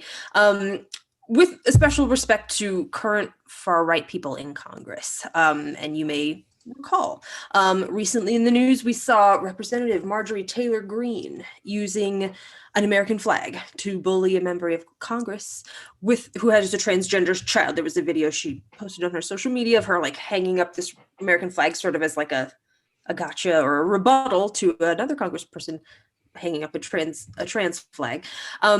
So what we wanted to chat with you about today, if you're game, is to ask you how this new cadre of far-right congresspeople inciting violence through their rhetoric, we wonder if you kind of think of this as a continuation of Trumpian rhetoric, or if what we're seeing now in the post-Trump era is different. What are your? Yeah, that's a really good question. I'm not entirely sure.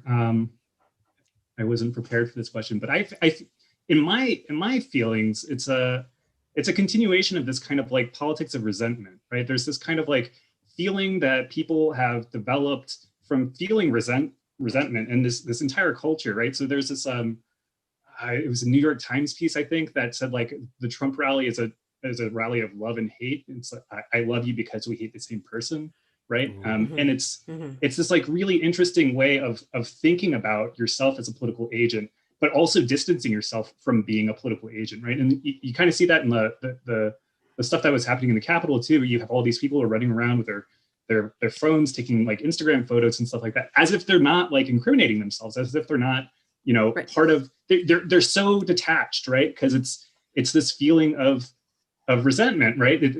They're the people in charge. I have no presence there, and they know that, right? So I think that as far as like for Marjorie Taylor Greene, she's a piece of crap. But I think that she doesn't strike me like how a lot of people are kind of unsettled by her. I mean, I've heard this transphobic rhetoric my whole life, right? I mean, it's not news to me. And she represents a large population of Americans who have similar sorts of beliefs, and they will, she hung that sign that said, what was it, like, trust the science, right? There are two genders, trust the science. And it's just like, oh yeah, so I mean, science is convenient for you whenever you decide you're going to believe. Never mind the fact that science doesn't really point to there being a binary gender division at all. Of course not. Of course not. But it is weird how it's like selectively like, now we care about science. Yeah, exactly. I mean, so she's a QAnon truther. She's like believes in the world is 4,000 years old or whatever. Like she's obviously not trusting the science, but there's this doublespeak that's going on, right? This kind of like this thing that comes out of resentment. I'm going to use your own kind of language against you, right? This kind of idea of like the what was it? Trump had the thing. What was it? It was like the Million Man March, but it wasn't the Million Man March. The Million MAGA March. Yeah, Million MAGA March, right? Oh, yeah, geez. It's just like it's trolling, it's trolling the libs, and I guess that's an identity. Maybe, I don't know. Yeah. So go home. We love you. You're very special. Sorry, that's just it's evergreen for some of these things. I mean, sorry, Sophie, I didn't mean to. No, you go ahead. Oh, I was only going to ask because I've been noticing something kind of similar as well in the sort of like not even just the appropriation of this but almost this sort of like hyper determination of this sort of like ownage politics, or trying to get into the weeds of the like the cancel culture discourse now that Trump is out of office. The most recent example being, I know I saw a few people tweeting about this today. Apparently people are getting up on, like, conservatives are getting up on their high horse about the Dr. Seuss family basically like retracting several of his books because they contain racist caricatures and like some really horrible language in there. And they're all saying like, this is cancel culture that's doing it, as if it was not actually the Seuss family that is themselves retracting the books. And amazingly, they've driven the sales way up on Amazon for all of the Dr. Seuss books that are still available. Yeah, it's a really interesting point. I mean, there's a lot to say about cancel culture and how that's been turned into some kind of like scary weapon for the right. And also, I mean, on the left as well. So it's the liberal left, I should say, not the left. But like, there's this strange thing that happens, right, where it's like, far right conservatives, alt right people will go out and do some like really crappy things, right? They'll go out and say really terrible things, deny people's genders. They'll say so Marjorie Taylor Greene, for example, thinks that Sandy Hook was a false flag, that thinks that the Parkland shootings was a false flag, and she'll say this openly. And then when you call her out on it, she says, "Oh, well, you're bullying me, right?" This Melania Trump's "Be Best" campaign, right? It's this idea that if you attack me at all, no matter what I did, right? If you attack me at all, then you're the bully, right? Then you're the person who's infringing on me, and this is cancel culture, right? It's like, no, but you've done a terrible thing, right? Can you at least own up to that? And there's this irony as well of like, you believe in free market capitalism and all these sorts of things. Like, if I don't like it, I don't have to buy it. I don't have to listen to you, right? That's how is that not cancel culture? Right? It's always been there. I could turn off the TV and not listen to you. Right. Yeah, that's a good point. I think we figured it out. We solved it. We're so glad we had you on the show. We've got it. But do you find that there's been like a sort of like a shift at all? Like, because now that Trump's not around and is not like sort of leading the, at least the Twitter discourse, he's not there anymore. And I wonder if you've noticed that, like, in like the absence of him being there and sort of setting the tone, are you seeing like new patterns or new approaches, or is it sort of just like kind of continuing? Because it seemed like a lot of it was sort of like fashioned after that same sort of style of Trump, which is like, well, we all know what I'm talking about, but like, have you noticed there been sort of a shift or a difference since he's been gone? I mean, yes. It's Twitter's been a lot more quiet, in my circle at least.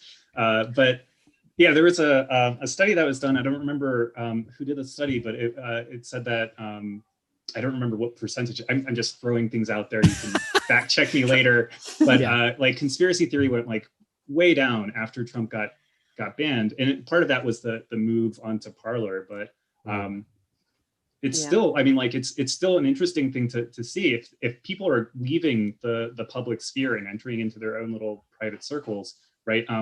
What does that do for the discourse? What does that do for, I mean, it allows for radicalization, obviously, and we've seen that with Parler. But one of the things that it also does is it allows for people to have conversations where they're not obstructed every 2 seconds, right? It's I don't know. I just remember like after my friend got shot last year, which was the episode where I was on the podcast for, all I did was I said like, this is like a really terrible thing that happened. And then for months and months on my YouTube channel, like people were like trying to find me. They were just like on my YouTube channel, on my Twitter, they would add me as friends on Facebook and just send me messages, like flaming me and like posting pictures of him getting shot and video clips of him getting shot. And it's just like, how are you so like despicable? Like, what is wrong with you? Well, and how based on their own definitions is that not cancel culture? Like bombarding you like that? Yeah, I mean, I'm not sure. I think that it's selective, right? So there's this ambiguity in language, obviously, and ambiguity in construing events. And for them, cancel culture has to do with them being canceled, right? It's not a fair definition across the board, and we see that in a lot of contexts, right? So like the various dog whistles and the plausible deniability that comes with that, we have this way of trying to, the alt-right has a way of trying to distance themselves from the things that they're accusing other people of, right? Or accepting the things that, but at the same time, accepting the messages that they're trying to distance themselves from, right? It's like, no, we're not racist. You're reading in racist messages to what to what's being said, and it's like, no, but come on, let's be honest here. like a shitty racist. Yeah, seriously. Yeah. It's not that subtle. No, I know. Well, and I think we also wanted to check in too. Is your friend doing okay now? Yeah, he is. I mean, good. It's a long recovery. He's alive. He's good. I've been in contact with him. So, but yeah, when you get a number of bullets in you, that's a traumatizing event. And it was a traumatizing event for a lot of people in my community. One of my dear friends passed away. She took her life. She was at that event, and I can only imagine that had something to do with it. And it's been really difficult for a lot of people, because when you inject trauma into a community, when you inject this thing that like viscerally affects you, these images that haunt you, and these experiences that haunt you, it's hard right now because we don't have contact with a lot of people.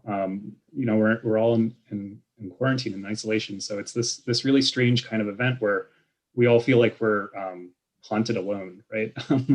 I don't know. Yeah.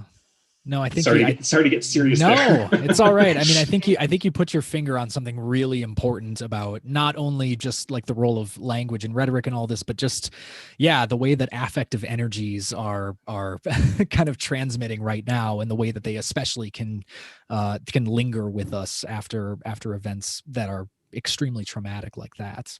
So thank you again for, I mean, it's definitely, I mean, we do need to have some somber moments here too, just because it's the situation certainly warrants. But before we let you go here, Cameron, I want to pass it over to Calvin, who has something a little lighter to play us out on here.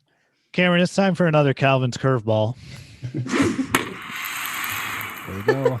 All right, Cameron Mozafari. When we had you on last, we talked about your Trump COVID corpus. So I have a question for you based on that data. Between March 14th and May 29th last year, how many times did Dr. Deborah Birx use the word science in public statements as collected in your Trump COVID corpus? This is a multiple choice answer. Here are your choices. A, 1 time, B, 5 times, C, 20 times, or D, 50 times. I would guess science. 20 times? Is that your final answer? 20 times? My final answer, yeah. I'm sorry, Cameron. It's not 20 times. It was 5 times. Only 5 times. Wow. Oh my God. I went through and I collected the metadata was a little inconsistent. I collected every Birx that I could, and I only got 5 science. The word science 5 times. I'm surprised, but I guess I shouldn't be. It was not a very science-friendly administration. It certainly was not. Despite what Fauci tried to do. I guess, this administration is all for science now. Science is... science is back in charge. That's right. Science is They're back saying it many in more charge. times than 5 More times. and more people are saying it. Come on, man. All right. Well, thanks, Cameron. Yeah. Once again, Cameron, thank you so much for being with us. It's been a joy, a pleasure to have you with us as always. One of our biggest fans of the show. I think I can safely say that. I can also say that. you are truly a wonderful light in all of our lives. So thank you very much for being here tonight. Thank you. Thank you. Wonderful. See you, all right. Cameron. Take care, Cameron. Always such a treat to get to talk to Cameron. Best. Yeah, the best. Well, and speaking of someone who's always wonderful to talk to, we've got our final guest of the evening joining us in here in just a moment. We've got Anna Cook.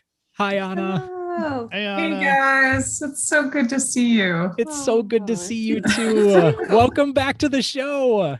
Thank you. I'm so excited to be here. I miss you folks. We never hang out anymore. It's really making why can't we do that? We should do something about that.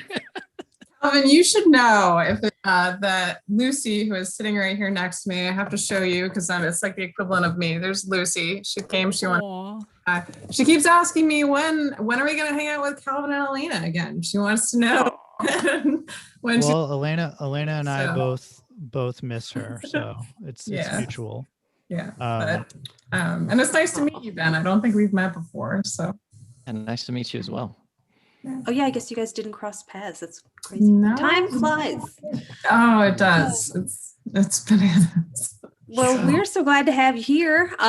When we talked to you last on the show, you were just finishing up your dissertation on knowledge making on Wikipedia.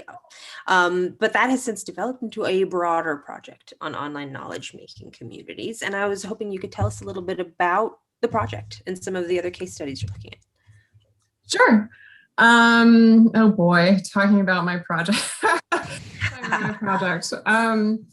Yeah, so my dissertation was focused around kind of looking at how knowledge about global warming and kind of then controversies around global warming and climate change were represented in Wikipedia and kind of changed over time.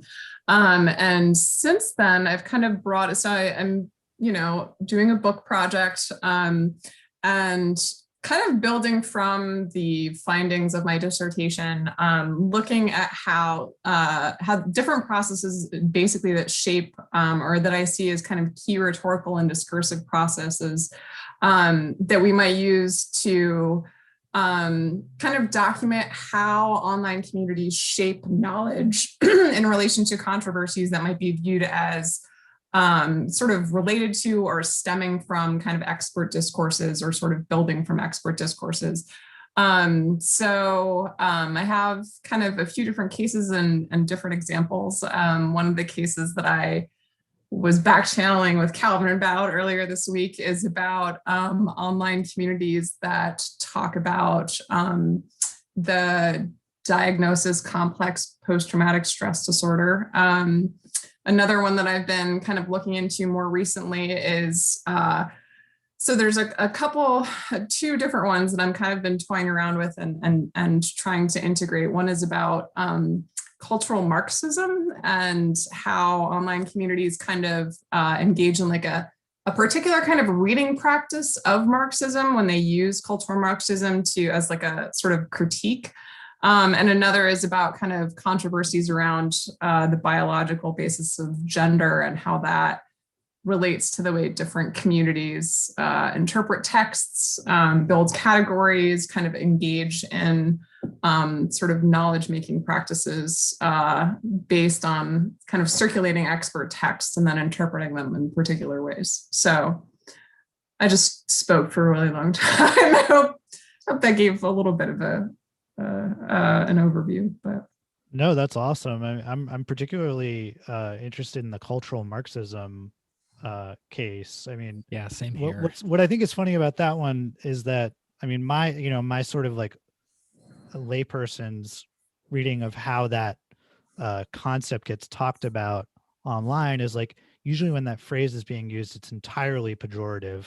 And it's almost more of just a negative ideograph or a slogan of the thing that you hate. And so, but if you're talking about a reading practice, it sounds like they're engaging with some Marxist text.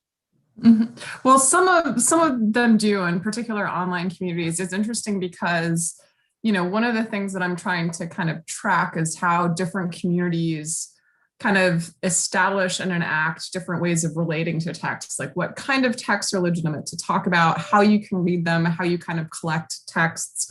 So I also like sort of see cultural Marxism as often being used as pejorative, Calvin. I think that's pretty right. And that representations that kind of argue for it are blending like particular kind of framings of Marxist critique and kind of also bringing in more contemporary experts or academics who have popularized the term cultural Marxism, like Jordan Peterson. And those two together kind of function as, to build kind of ethos around this. This is something that exists, right? So it's, one of these interesting cases because I think they're not necessarily engaging with explicitly Marxist scholars or contemporary scholars who study Marxism or engage in sort of critical Marxist thought. They're framing historical, readings of Marx and then drawing in people who sort of use this term. That kind of makes sense. Yeah, to that end, I kind of oh, sorry, Sophie, did you say something there? I couldn't hear. Oh, never mind. Sorry, I'm just hearing things. No, I wanted to ask you, Anna, about to that end, specifically on cultural Marxism and Jordan Peterson. If you were, and I don't want to get too much into the weeds of this, but if you'd ever watched the Peterson Zizek debates, have you watched that yet? No, I have not yet. I know that I should, but I haven't yet. Again, I'm just kind of getting into understanding the case, and there's a lot of Jordan Peterson's stuff out there that it can kind of turn into a little bit of a black hole. But sure. Yeah. Well, and I don't want to be another one of those guys who's like, oh, you got to see this YouTube video. This thing is so ultimate. This is the. I appreciate the rec. I'll check it out. Well, I mean, the only thing that jumped out to me was that you had talked about this being a kind of reading practice. And in that debate, I mean, the whole entirety of Peterson's first opening salvo is giving basically a list of logical fallacies that he found in the Communist Manifesto, which is kind of, I mean, there was this weird like epistemic clash when you could see Peterson and Zizek on the stage together, where, Zizek started talking and it was like on a whole entirely different level from what Peterson was arguing about.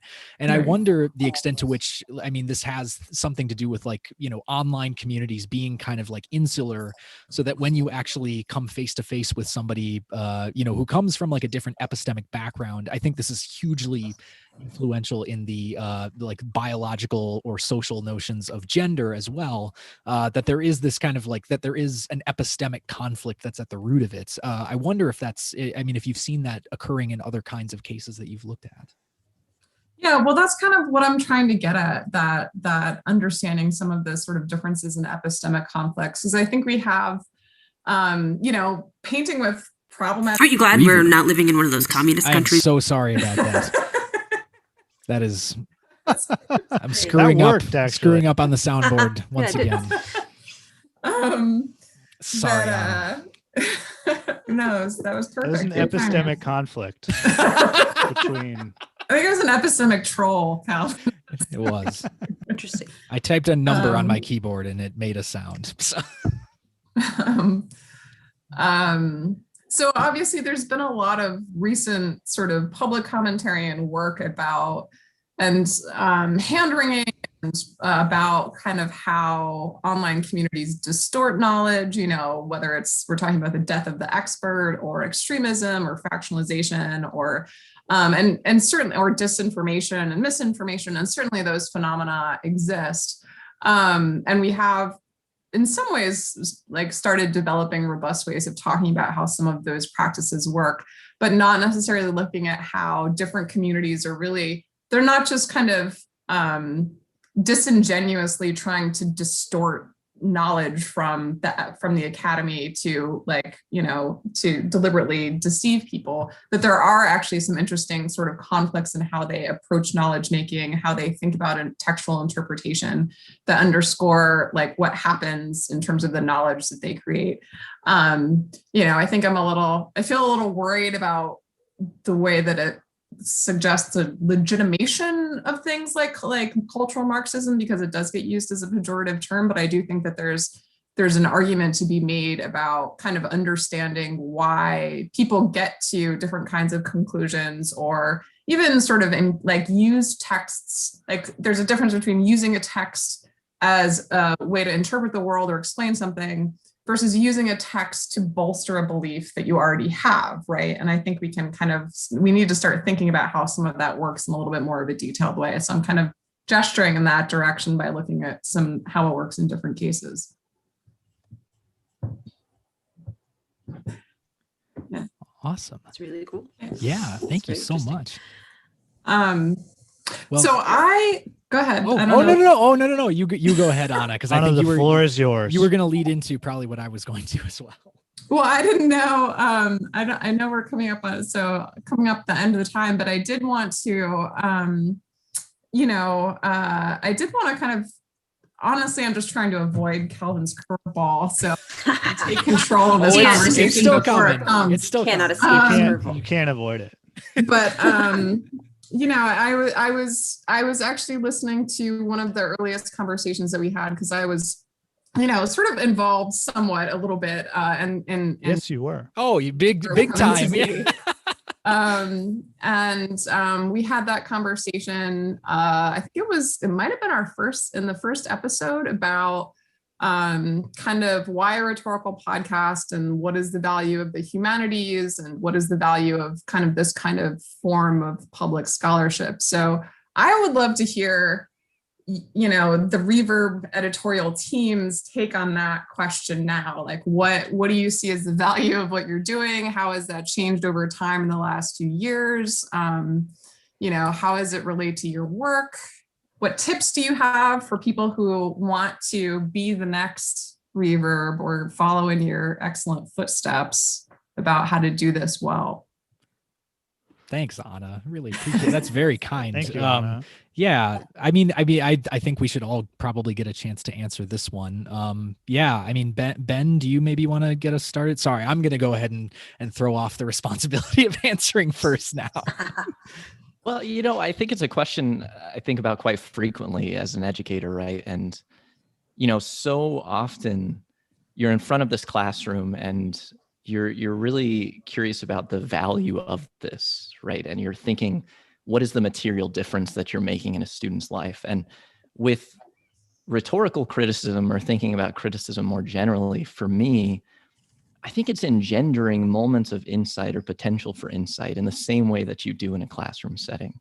So a podcast just becomes the space where you can engage in a broader conversation and think with and think through problems and, you know, develop insights together, right? It does become this collaborative space, and there's so much potential and opportunity to think together, right? So that's what a podcast is to me, and that's what the humanities are to me too. Beautiful. That's beautiful. That's awesome to hear too, because I remember that one of the things that we were thinking about when we started Reverb was how it could be a space that didn't just seem to be kind of popularizing scholarship. Like this was where scholars explained how things worked to a public, that kind of problematic dynamic. So it's great to hear. And I agree, you know, as a viewer and listener, that it's more that it's sort of, you see it as more collaborative than that. I do too. And I think that was part of our ethos starting out. I know Alex and Calvin and Sophie can correct me, but.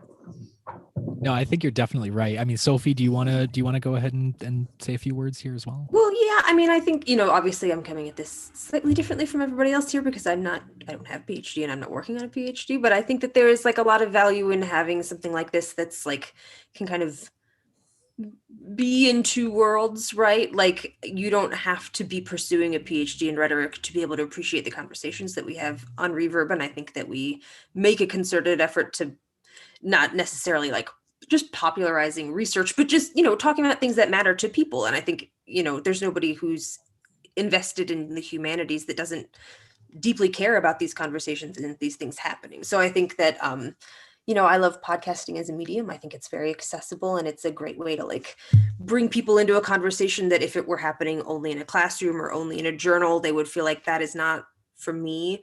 But you don't have that same kind of stigma around a podcast. And so I think it's a good way to, you know, open up the world of this academic conversation to people who are not in it, but also invite people who aren't operating in those circles to still be part of it in a meaningful way. And to me, that's, I think, the thing I'm very proud about this show for doing.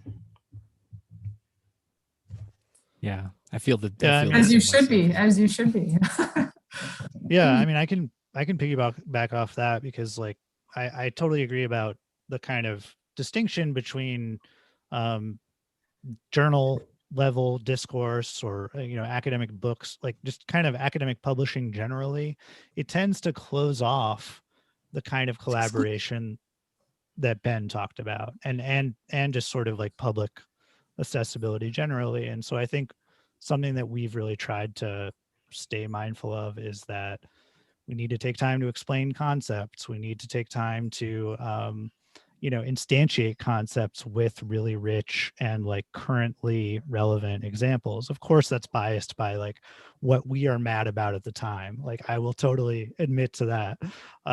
But I mean, just to give an example, like the number of people who listen to this show like orders of magnitude more than have read, you know, my one published article, you know, or probably the, you know, the published work of other people on this call. And it's a way to reach more people. And I think that if you're committed to the ideas and the scholarship, that should really be what your goal is, not sort of prestige within certain spaces. And so, yeah, I do think there's a slightly like noble aspect to how we think about this.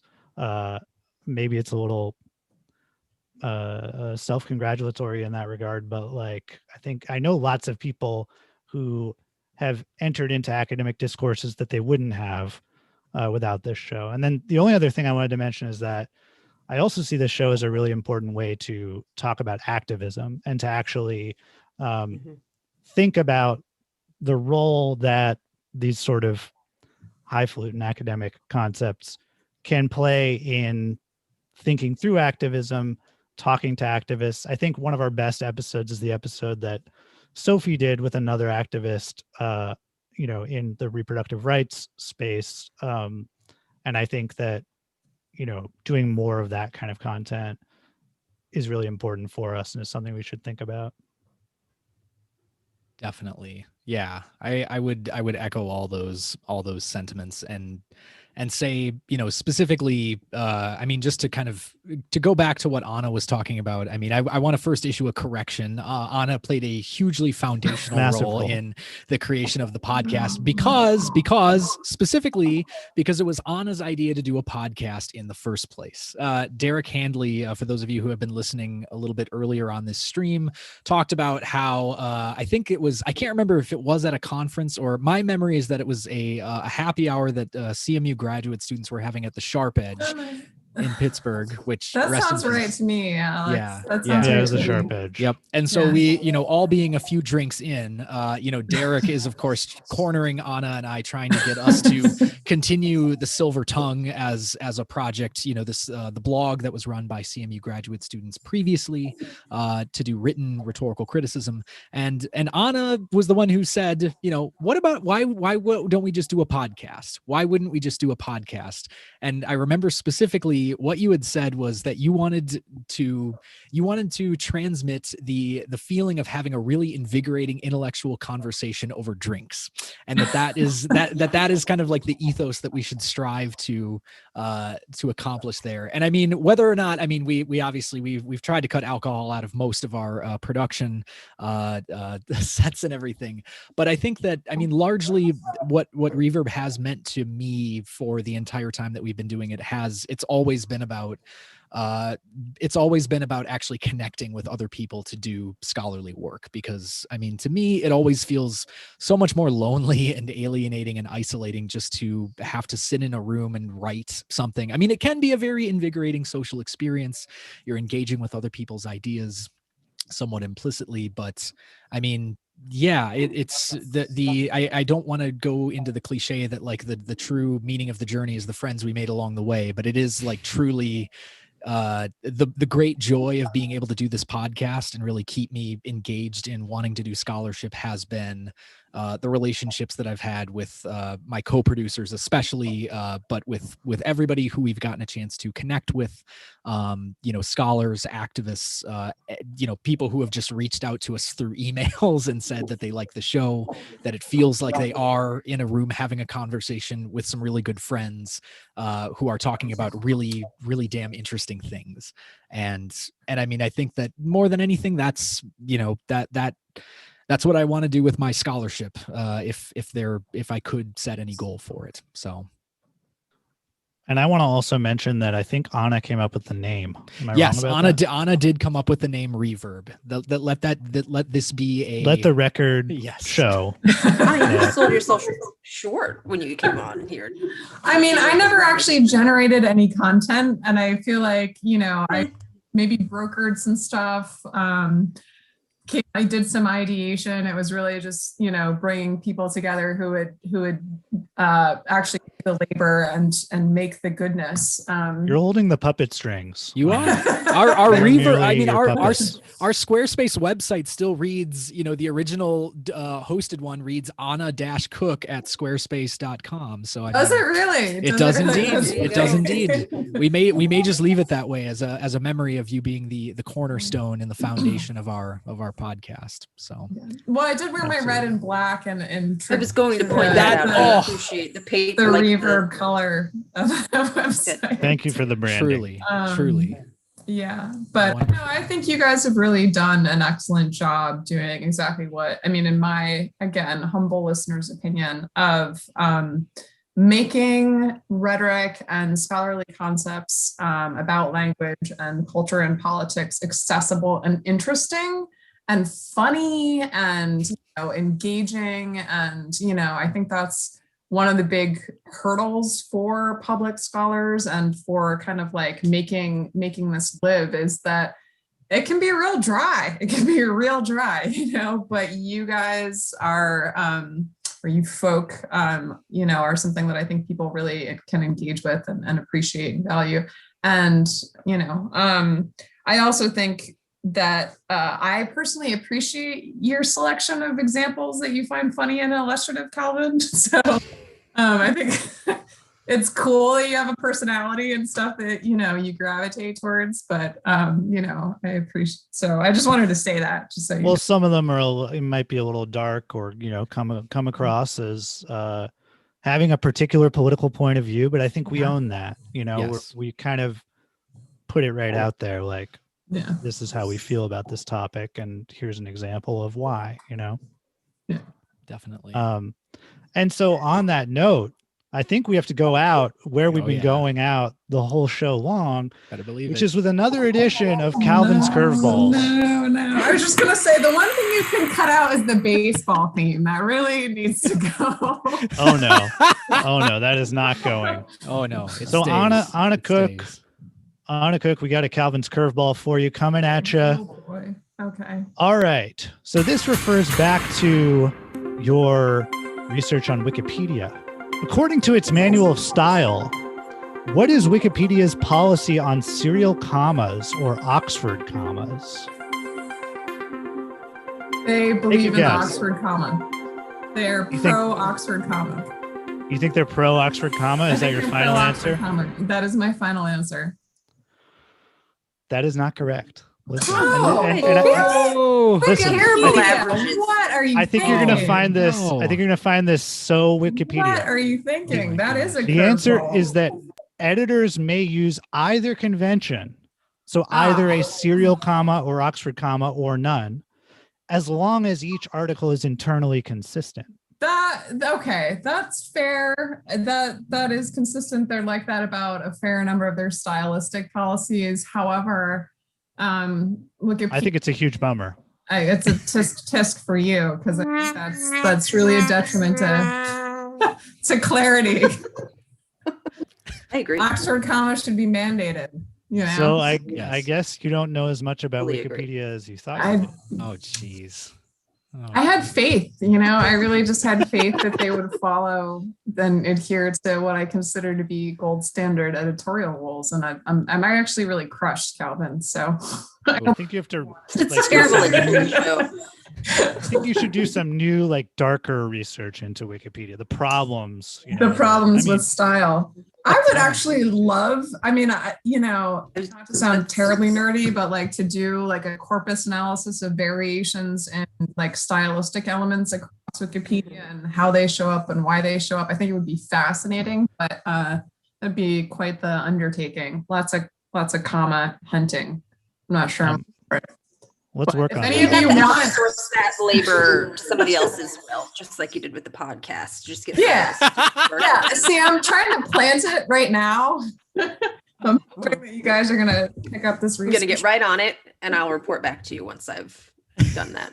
Excellent. Awesome. Oh my goodness. Well, again, I don't think I could think of anybody else who we would have rather had to lead us out of our live stream third anniversary this evening. We brought it full circle. And Anna, thank you so much for being with us. It's been an absolute joy to talk with you as always. Thank you for having me, and happy anniversary. And, great job, guys. Please keep Thank you. Thanks, Anna. Thank you. All right. Thank you. Have a good night, Anna. We'll see you later. Take care. All right. So that's it. So We did it. That's it. We did it. We're done. So you have like an air horn. You have like Oh that man, yeah, queued I up or didn't. not? Oh man, I got to check Get him in out my- of here. Yeah, no, the only thing we have is So go home. We love you. You're very special. that's I guess the lead out that we have to That's have. how we feel about all our listeners and all our guests. It's true. We love you all, and You're very please go special. home. You're very special. No, but seriously, I mean, yeah, in a shout out to everyone who has taken the time to listen to our podcast over the last 3 years, whether you are a veteran listener from the early days or whether or not you've just jumped on the bandwagon. We just want to say how much we appreciate your listenership. If you've gotten in contact with us, it means so much to be able to hear from you all. This has honestly been such a great joy. I think we've all been able to share in that. So thank you. Thank you Amen. all. Yes, thank you to all of my co-producers here. It's been a joy working with you Thank all. you, Alex. Oh, Thank you. goodness. Thanks, Alex. Yes, no, thank you all too. And I'm looking forward to working with you all for at least 3 more years into the future. We have to have 3 another one of more these. years. 3 more Three years. more 3 years. more Three years. more years. Excellent. All right. Well, and thank you all for joining us tonight on our third anniversary live stream special. First ever live stream. If you tuned First in, ever. you saw history tonight. You did. Saw You did. history. Thank you for being here. Absolutely. Yeah. Hopefully we'll be doing more things like this. By the way, I just have to say Cameron Mozafari dropped in the chat. Mark Davies has a Wikipedia as a corpus, or has Wikipedia as a corpus on his BYU Corpora page. So it is doable. Awesome. Great. Just saying, we've laid that, we've planted the seeds. We're just waiting for someone to pour over some dirt, pour on some water, something could happen. Whatever. Just All right. All right. That's how it Well, works. that's exactly right. Well, from all of us at Reverb, it's been an absolute joy being here with you this evening. We are signing off, but we hope that you have a wonderful rest of your evening, and we'll talk to you again soon. Stay safe, people.